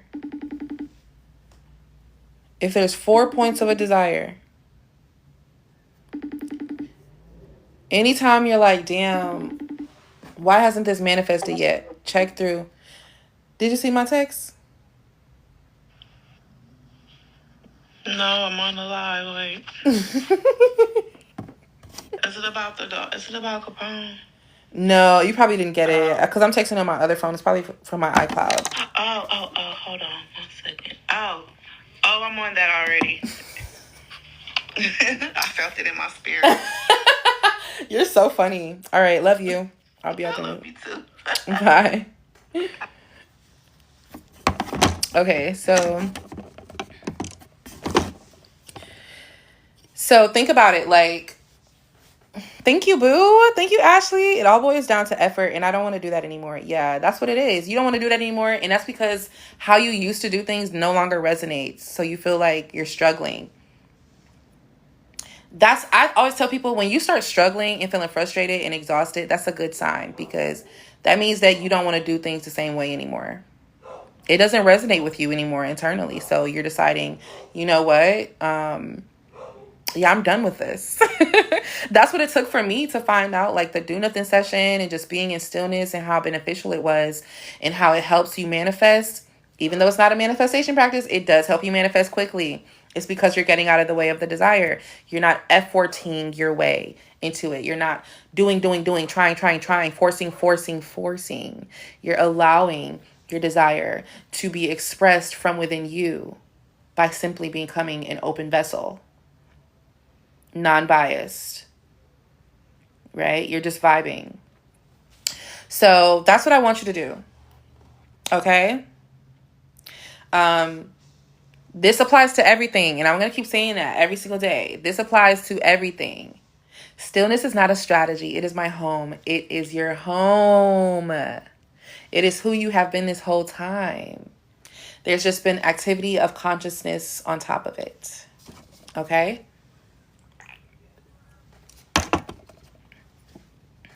Yeah. Exactly. So, pop quiz. I know y'all gonna get prepared to be sick of me. That's all I'm gonna say. Pop quiz. What are the 4 points on the path of a desire? If you have asked any questions or advice today, I'm talking to you. And if you just want to show how much you've been paying attention, I'm talking to you too. Thank you, Ivy. What are the 4 points of the path of a desire?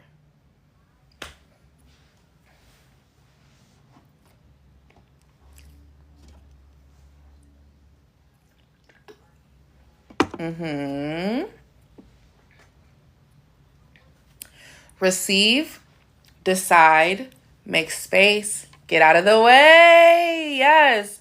Receive, decide, make space for it, get out of the way. Beautiful. Receive, decide, make space, get out of the way. Beautiful. Yes. Receive interest, claim it, make space, get out of the way. Yes, Kaja. Yes, Ashley. Beautiful. I love it. Okay, so now we're going to take it to the next level, right? Now that we have a basic understanding of the path of a desire, we're going to explore each one individually. So when you receive interest, what does that feel like emotionally? Drop it in the comments. When you receive interest in something, what does that feel like? What does that look like? And take your time. Don't feel like you need to rush. Get comfortable with silence.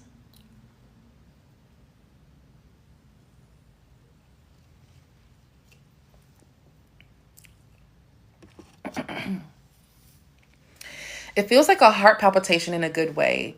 And I feel energized in my brain. Interesting. Okay, Ashley. I used to think it was anxiety, but now I think it's excitement. Okay, I like that too.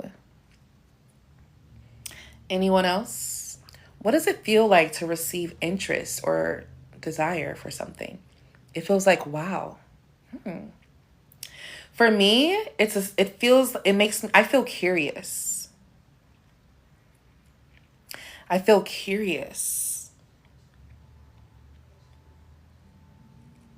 And I feel ready to find things out. I want to fuck around and find out. Yeah.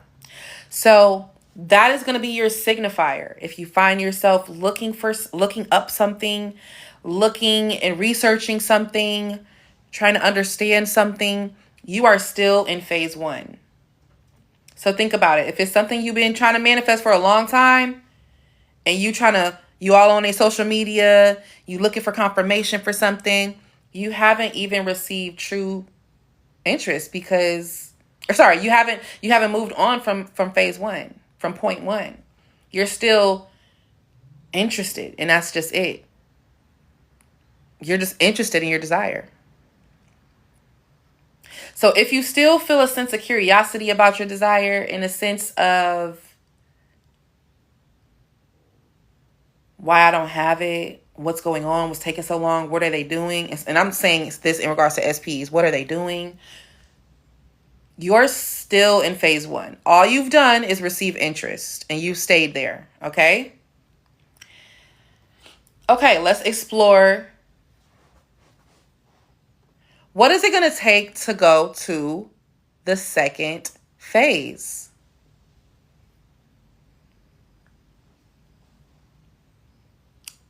What is it going to take to go to the next phase? You received the desire. Okay, I'm interested now. I'm interested. You got my attention. What is it going to take for you to go to the next phase?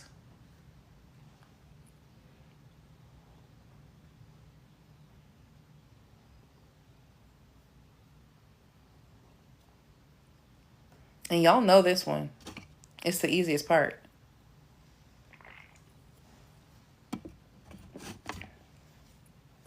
Decide it's yours. And if you can't grasp that, work on self-concept. Yep. Decide it's yours. And if you can't grasp that, work on self-concept. More than anything, it's time to learn about consciousness. It's time to learn about consciousness now. It's consciousness.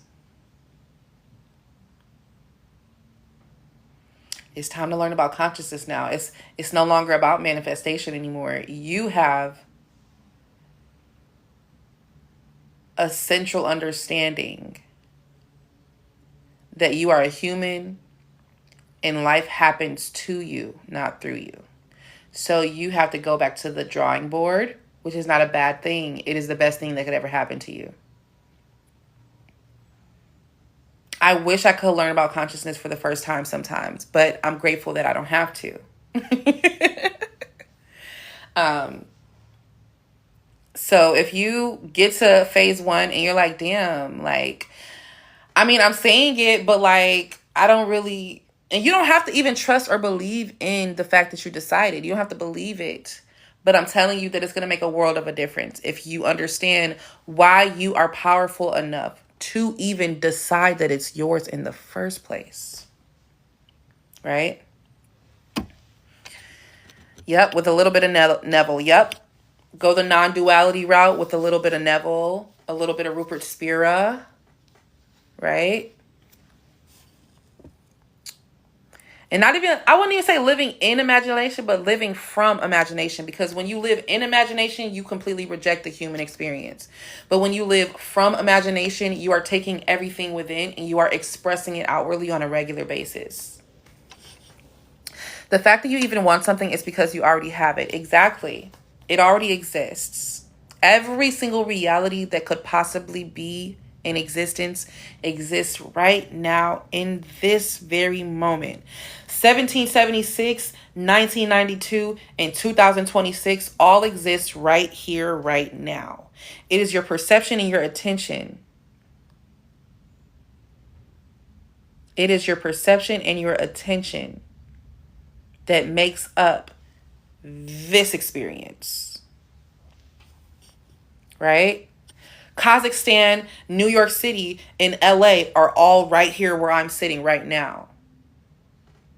We getting deep into the quantum physics, so we're going to reel it in. Let's reel it in. All I'm saying all this to tell you that everything already exists. So you're not conjuring it or trying to create it.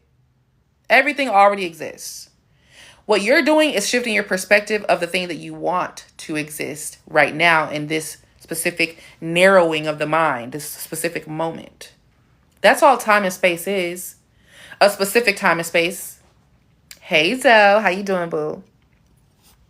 You're just narrowing your mind to 2026, 1:26 p.m. Eastern Time, sitting wherever you're sitting on a live broadcast with Ema. You are narrowing. Your perception has narrowed to this very moment. Oop, be right back. You doing okay, love? I'm doing great. See you soon. I'm doing great. That's also why you don't have to wait. Exactly. Exactly. That's a wild idea. Yeah. It's a wild idea. We're going to explore that more soon. Not yet. We are getting the path of a desire down because I want to drill that into our heads. In fact, I know I've been saying 4 points this whole time, but I really want to clarify something. Clarification should be in there somewhere, right? Because you receive interest in the desire. That's step 1. And then you decide that you have it. That's step 2. But a lot of people, they don't know why they want certain things. Thank you, boo. So here's an example, right? So let's say that you're about to get kicked out of your home. It's not the money to pay your mortgage that you want. It's to be able to stay in the house that you want, right?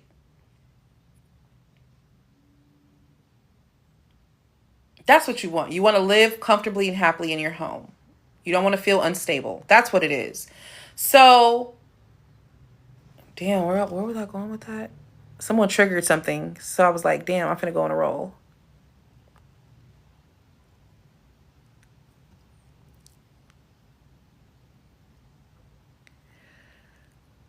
Damn, maybe I made that up. Okay, whatever. Anyway, that example within itself, like, it just kind of clarifies that. Oh yeah, clarification. We were talking about clarification. So I think I should make clarification a step because it's like, oh, I need this money. I'm trying to manifest this money. No, you're not trying to manifest this money. You're trying to manifest a stable experience in your home. You're trying to manifest a stable living environment. No, but I need the money in order to. Well, yeah, but what you want is a stable living environment, right? Like, so I think that alone will switch what it is that you're trying to embody and what you're trying to get. Because trying to get the money, if you actually want something else, will have you trying to be something else where you need it to just be this instead.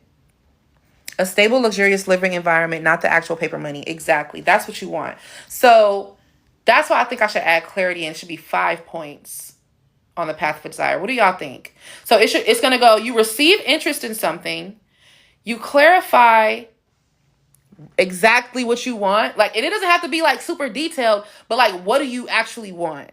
Not what exactly the thing is that you want, but like, what do you actually want? So I could say I want a Mercedes-Benz, a chocolate Mercedes-Benz with peanut butter interior. I don't have to really say what year. I don't really have to say. It's implied that it's going to be a fucking luxury. And if I want it, it's going to be nice. So that's implied. I don't have to be super extent. That's what I would call non-specific manifestation. I don't have to be too specific.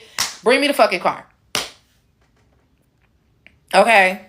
Because at the end of the day, at that point, I'm probably going to be able to customize it anyway. So bring me the car. Like, at that point. So receive interest, clarify, decide, make space, get out of the way. So we're just adding in one. We're adding in one right after you receive interest. So clarify, do I want this or do I want the thing that it's going to bring me? That's what you need to, yeah. Let me write that down. So it's going to be 5 points. I'm like, why are people kind of confused about what they want? It's because there's no clarity there. Okay, so let me, path of a desire, receive interest, clarify, do I want this or do I want the thing it will bring me?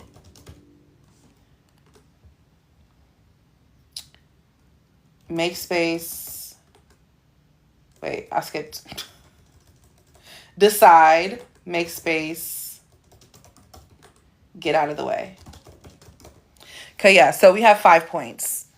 So with a romantic relationship, it's stable love. Well, what is the benefit of being in a relationship? Let's get into it. What are the benefits of a romantic relationship?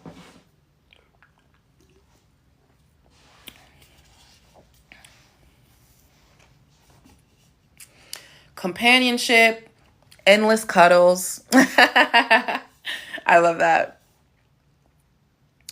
Me personally, I've always wanted to have a family I didn't come from. Ooh, okay. So building a family. You get to do life with somebody. I like that. Unconditional love. Okay, okay. Like at the end of every day, even if it's bad, I get to be in his arms. Aww. Okay. So those are the things that you're trying to manifest. Not just a SP. Not just a warm body. Just a vessel. Just someone. Right? I'm a lover girl. I love love. Oh, Kaja. I love love too. I really do.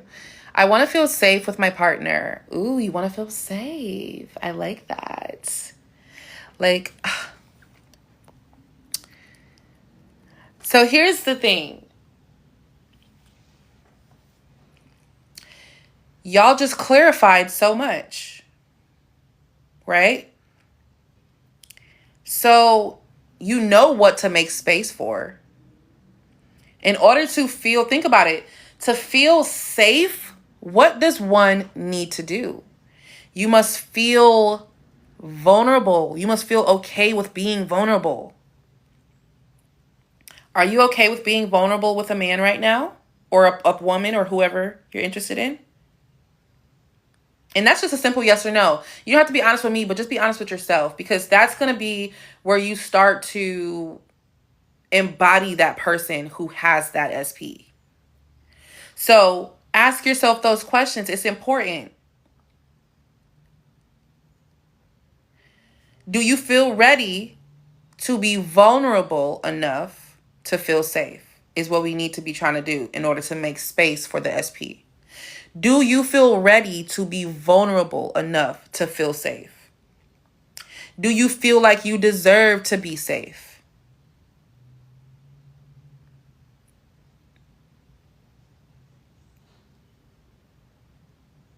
Do you want safety, right?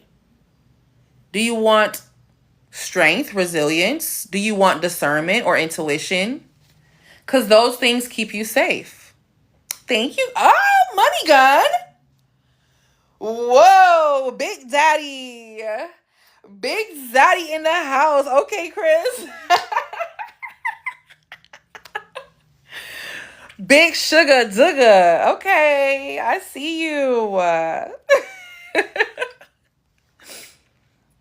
Hell yes to all, nothing less. Yeah. That's what you want. That's what, like, you see. I'm trying to see what that, like, I ain't never had that. No, I'm just kidding. My man, Chris, a galaxy? Hold on.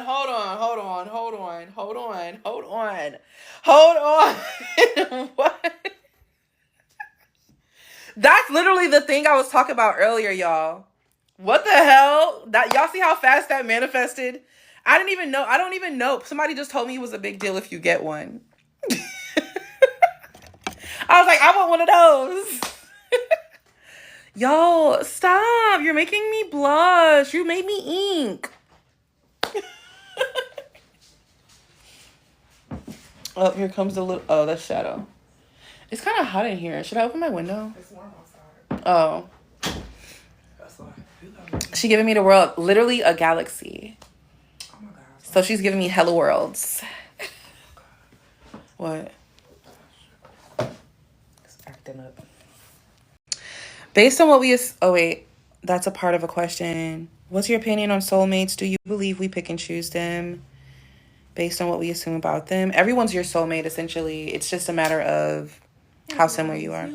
We all come from consciousness, and we split into souls, and these souls go into portals, which also just so happen to be wombs, and the souls go into the tissue, and the tissue builds around the soul, and then the soul is born. Not the anatomy.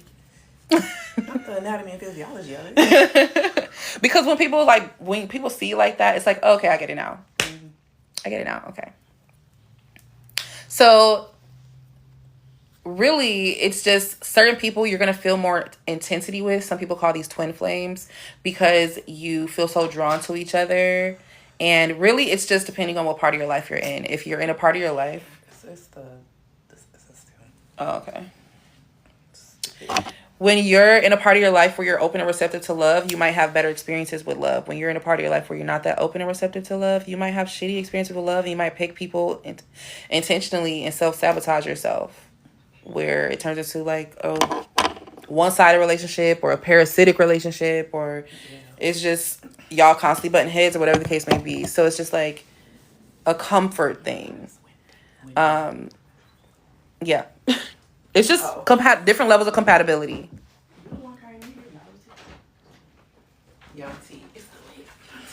And that way we learn lessons and experiences through living life and responding as our authentic selves. We get to learn and like elevate faster. After every relationship, I self-reflect deeply.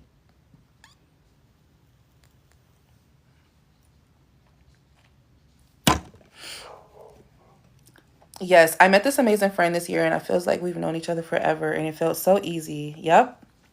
Me too.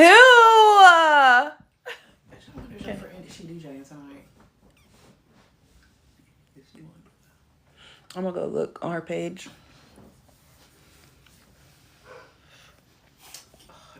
But yeah, I don't know. I think soulmates.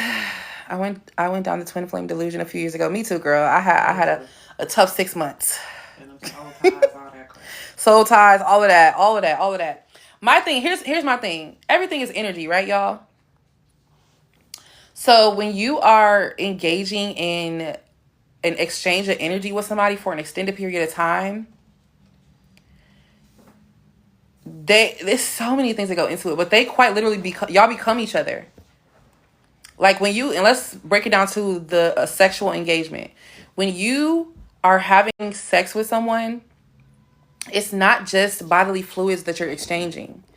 You're exchanging energy, you're exchanging your past, all your thoughts, your future, your present, everything. You're exchanging everything. Energy, your DNA. When you're kissing someone, even when you're kissing someone, you're swapping codes and mixing codes. And that's why you can feel, oh, he cheating. You can feel, oh, she's falling back from me. She's kind of acting distant when she ain't even probably realized she acting distant yet, because you have exchanged DNA with each other, and now your DNA is with each other. That's why, and people be like, oh, this is purity politics. Da da da da. Why would I want to exchange energy with somebody who intends harm on me or doesn't intend to speak to me or be around me through a lens of love, right? So don't be scared to date.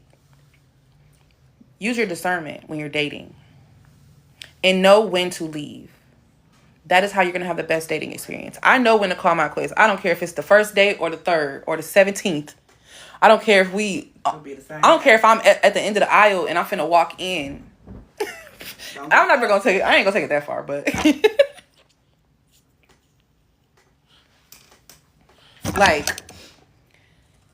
you have to be your advocate in every relationship, because I think of all these things.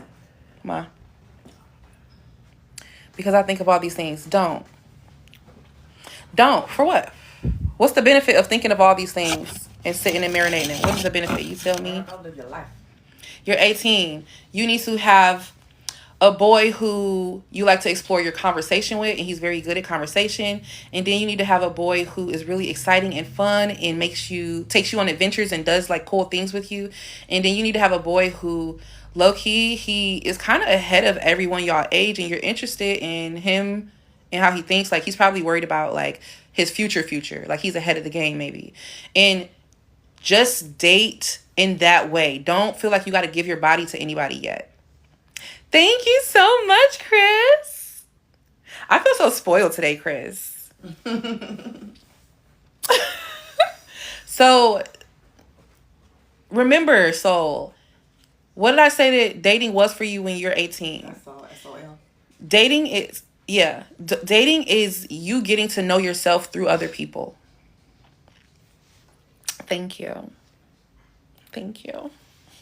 She is not. No, sorry. She is like you, y'all. Emma, I gotta go to work, but I'll see you tomorrow. See you tomorrow, Ashley. But yeah, that's what dating is, and that's what all of this is about. I don't want y'all to think too deeply. You're getting to know yourself through other people. And then someone is gonna resonate with you so deeply that you don't have to wonder, do they like me? If you have to wonder, do they like me? They don't. Or they see you as an option. Like, they're not really trying to show you, because if someone likes you, they're going to show you. Just simple as that. Mm-hmm. And the thing is, if you like someone and they're not showing that they like you, you can always just be like, hey, what's going on? I like you. Do you like me? And if they respond yes, and be like, okay, well, here's how I prefer for people to show that they like me. And if they respond well to that, then you take a step further. If they don't, if they show resistance to that, then you take a step back. And you taking a step back doesn't mean you're losing them. It just means you are showing them who you are as a person so that they can respond. You got to give people the opportunity to show up and be seen as, the thing that you want. Heavy on the they see you as heavy on it. Give advice for dating in your early 20s too, turning 21 in a few months. Dating in your early 20s, you are entering young adulthood. It feels like shit's getting for real and serious, but this is the beginning of your fuckery. Okay? This is where, if you're making mistakes, good. Right? If you're making mistakes, you kind of got a little idea of what you like. Now this time, it's time to not go against that anymore. Right? Between your early 20s and your late 20s, it's time to learn how to not go against that. But you have to do the fuck ups. You have to do the mistake part. You cannot don't be like, that didn't happen. So be like, wait, okay, I made a mistake here. I didn't like that feeling. What does that mean? Okay, I'm not going to do that again. I'm going to do this instead, because that's who I want to show up as, because that's how the world is going to respond to me as. Yes, I am not an option. I am the only option. Exactly. What options? Yeah. So I don't want y'all to go into dating nervously. Just be like, I'm exploring myself with you. And that person is sharing you with you. That's what's happening. But you want to make sure that, remembering that everyone is you pushed out, how you respond to that person and how you perceive that person, you don't want it to clash. So if you know that person is sensitive and you respond to them in a way that's insensitive, you're going to get that result. You see what I'm saying? Because you perceive them as sensitive, they respond as a sensitive person, and then you're like, why are you acting so sensitive? And it's like, well, they're sensitive. You said you perceive them as sensitive, so start perceiving them as more resilient or whatever. Like, how you perceive people plays a big part in how your relationship is. Like, my exes, and this is why I say it's a privilege to be around me, especially in a romantic way, because my exes, all I did was exist, and I did not let up on my boundaries, and that alone evolved them as people individually in their own personal relationship with themselves. I put my boundary up and I said, this is what I prefer. If you cannot provide that, that is okay. I'm not going to force you to do that. And they say, no, but I want to do that. Oh, okay. Well, here is how I've experienced it, but I would like to see it how you do it. Right? So if you like, oh, I like to do this, I like to go on dates. Okay, I would love to see how you do it. I'm telling you what I like, so show me your expression of that. That is how you show love to somebody else, by expressing what they like through your filter. I've been dating a lot, okay? I did. They're not gonna run away. I know.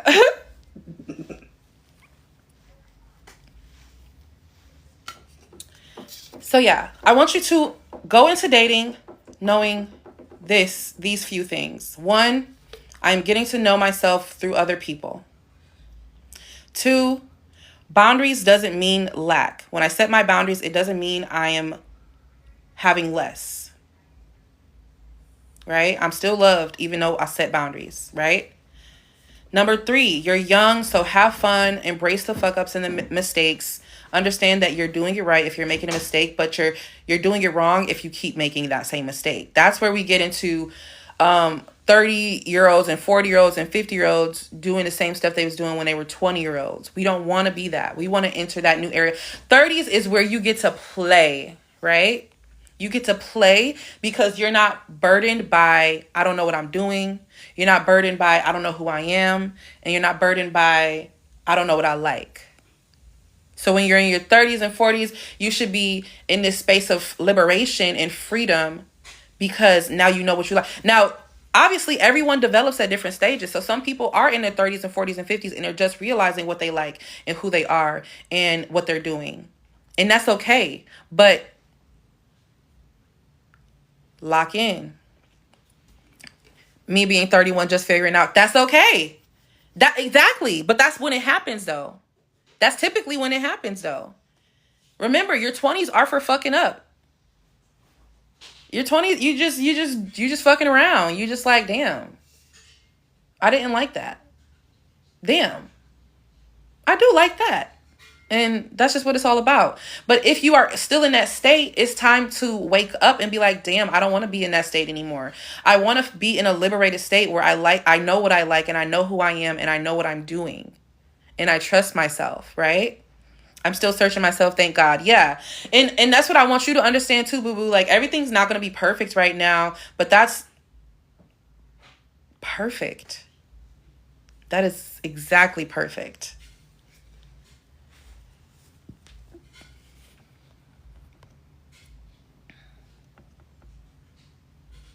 That's literally what happened with my SP. But at this point, I don't want him, love him. But yeah, you can love somebody. Like, I'm willing to love you, but not be with you or even be in contact with you. I love you, but I don't have to be around you or with you. And I'm okay with that. I'm okay with never talking to you again if that's what it is. But it doesn't mean I don't love you. It just means that there's more love out there for me, and there's more precise love out there for me that is more aligned with me. And you could very well, and that's just my own personal rule. I think everyone's different. If you want your ex, of course, you can have them. You can have the version of them that you want. Me personally, though, the concept of infinity, it just kind of like opened me up to like never really wanting to circle the block on any of my exes. And just really always being excited to experience something new. And that might be something I need to explore. But then it's crazy because like I explored it in therapy. I explored it personally. And it's not attached to fear of commitment because I don't mind committing. I realized that I don't mind. I could commit to something. I used to think it was attached to a fear of commitment because I don't know. I don't know. I was told that. I was afraid to commit, and I should stop practicing law of assumption because infinite options and partners and da-da-da-da-da. That helps me understand that I can try to work something out, but I don't have to work something out. Does that make sense? I can try to work something out, but I don't have to work something out. This exact feeling that I'm feeling right now, this deep love and desire for this person I'm feeling right now, I could quite literally feel like that about anyone because I love myself so deeply that the only people that could get that close to me are people that I feel that way about. So it's like, I'm never missing out, and it's never really a loss. That's the way I see it. Like, if you had good intentions for me, you would have showed them. But I think that when it comes to relationships, I'm always like, I'm going to take what I learned from this relationship and put it forward to the next. That's kind of always how I think. Like, I'm going to take what I learned from this relationship, put it to the next. I know I could get my ex back. They want me back, but I don't want them back because I just infinite. Thank you for the lesson. On to a new reality. Bye, Nini. Not just what my limited human self sees in front of me. Yeah. I used to be so obsessed with specific people. Now I know I can have anyone and better. Yep. And that feels better. That feels better than trying to perceive someone as different. Like, I don't really care to perceive someone as different, to be honest. I know that when I change, they change. So I don't really try to see anyone as different. I know that when I change, they change, and they know that, like, they don't have any access to me unless they do change. So that's just a matter of, like I said, communication. It's nothing to do with manifestation. It's just, I changed. That's the new boundary. That's the new level of standard. Can you meet it? No? Okay. Bye.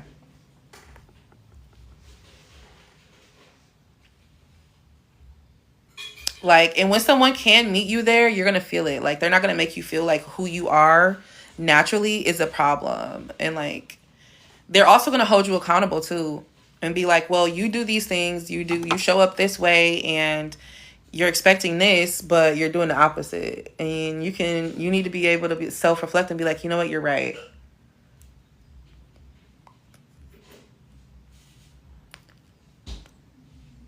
When you let go of needing someone to change, it happens on its own because you're not dependent. Exactly. You show up as a person who will not accept less. That's when it happens the fastest. I'm going to say that again. When you show up as the person who does not accept less, that's when it happens the fastest. So I'm going to wrap up that SP talk. It's all about, have you received the interest for it? You're interested? Okay. Have you clarified what you really truly want from that relationship? Okay. Have you clarified what you need to release and make space for? Okay. Now get out of the way. That's the only thing that's left to do. If you did those previous things, cool. If you haven't, it's time to sit down and get your journal out. Other than that, getting SPs is easy. That's why I don't go out of my way to manifest SPs. I cannot remember the last time I tried to, but I get the best ones.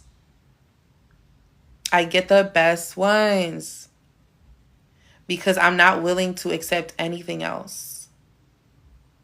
And they know that. Like, they're not like brainless, mindless drones just doing what I say. They are fully present, responsive beings. They're sentient. They're human beings. But they are responding to my self-concept. Exactly. There's nothing to do but just make a decision. They are byproducts of my self-concept. You feel me? So yeah, I will probably go live tonight. If not, I'm going to go live tomorrow just for funsies because today's the last day of the experiment. If you're in the book club, we are currently reading Joseph Murphy, The Power of Your Subconscious Mind. Tomorrow, chapters 1-6 are due. If you have not started reading, you better start reading. Chapters 1-6 are due. And on the call in the Discord community, we will be reading chapter 7 together. Okay? If you have not yet joined the book club, feel free to do so. The link is in my bio. The book itself, I have for free on my in my link tree as well. It's called The Current Book Club Pick. You ready, Mama K? Yeah. Yeah. I missed you, hun. I needed this energy from you today. I'll be back on these lives. Yes. See you soon, Noelle. Definitely joining. Okay, per. Yes. Please join. This is what I mean by accountability, sovereignty, autonomy. This is what I mean. investing in your knowledge, investing in your wisdom, investing in your education by taking the time to educate yourself. The book club is free. And if you still have questions, but you're not willing to actually arm yourself with the knowledge, I don't know what else I can offer. I'm offering the advice. I'm offering the resources, the free books, the free videos, the free lives, the free everything. So now it's a matter of autonomy, initiative, accountability, adaptability, and being alive, being present. You tired of being confused? You tired of not knowing what's going on? Well, let's learn. Let's learn what the fuck is going on. But yeah, I hope that you guys have an amazing rest of your Saturday. I was going to say Sunday. I hope you guys have an amazing rest of your Saturday. I can't wait to see you tomorrow, book club, and I will be popping live on here potentially this evening. Thank you for the likes. We got to 22K likes. Oh my goodness. We've officially reached 6 million followers. I'm really, really, really proud of you guys. I'm proud of myself. I'm excited for what's to come. I have a TED Talk this weekend, and yeah, I can't wait for that group retreat that we're all doing over in Bali. More details on that. See you guys soon.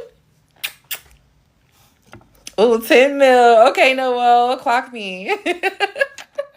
Clock me. Have a great day, guys. Bye.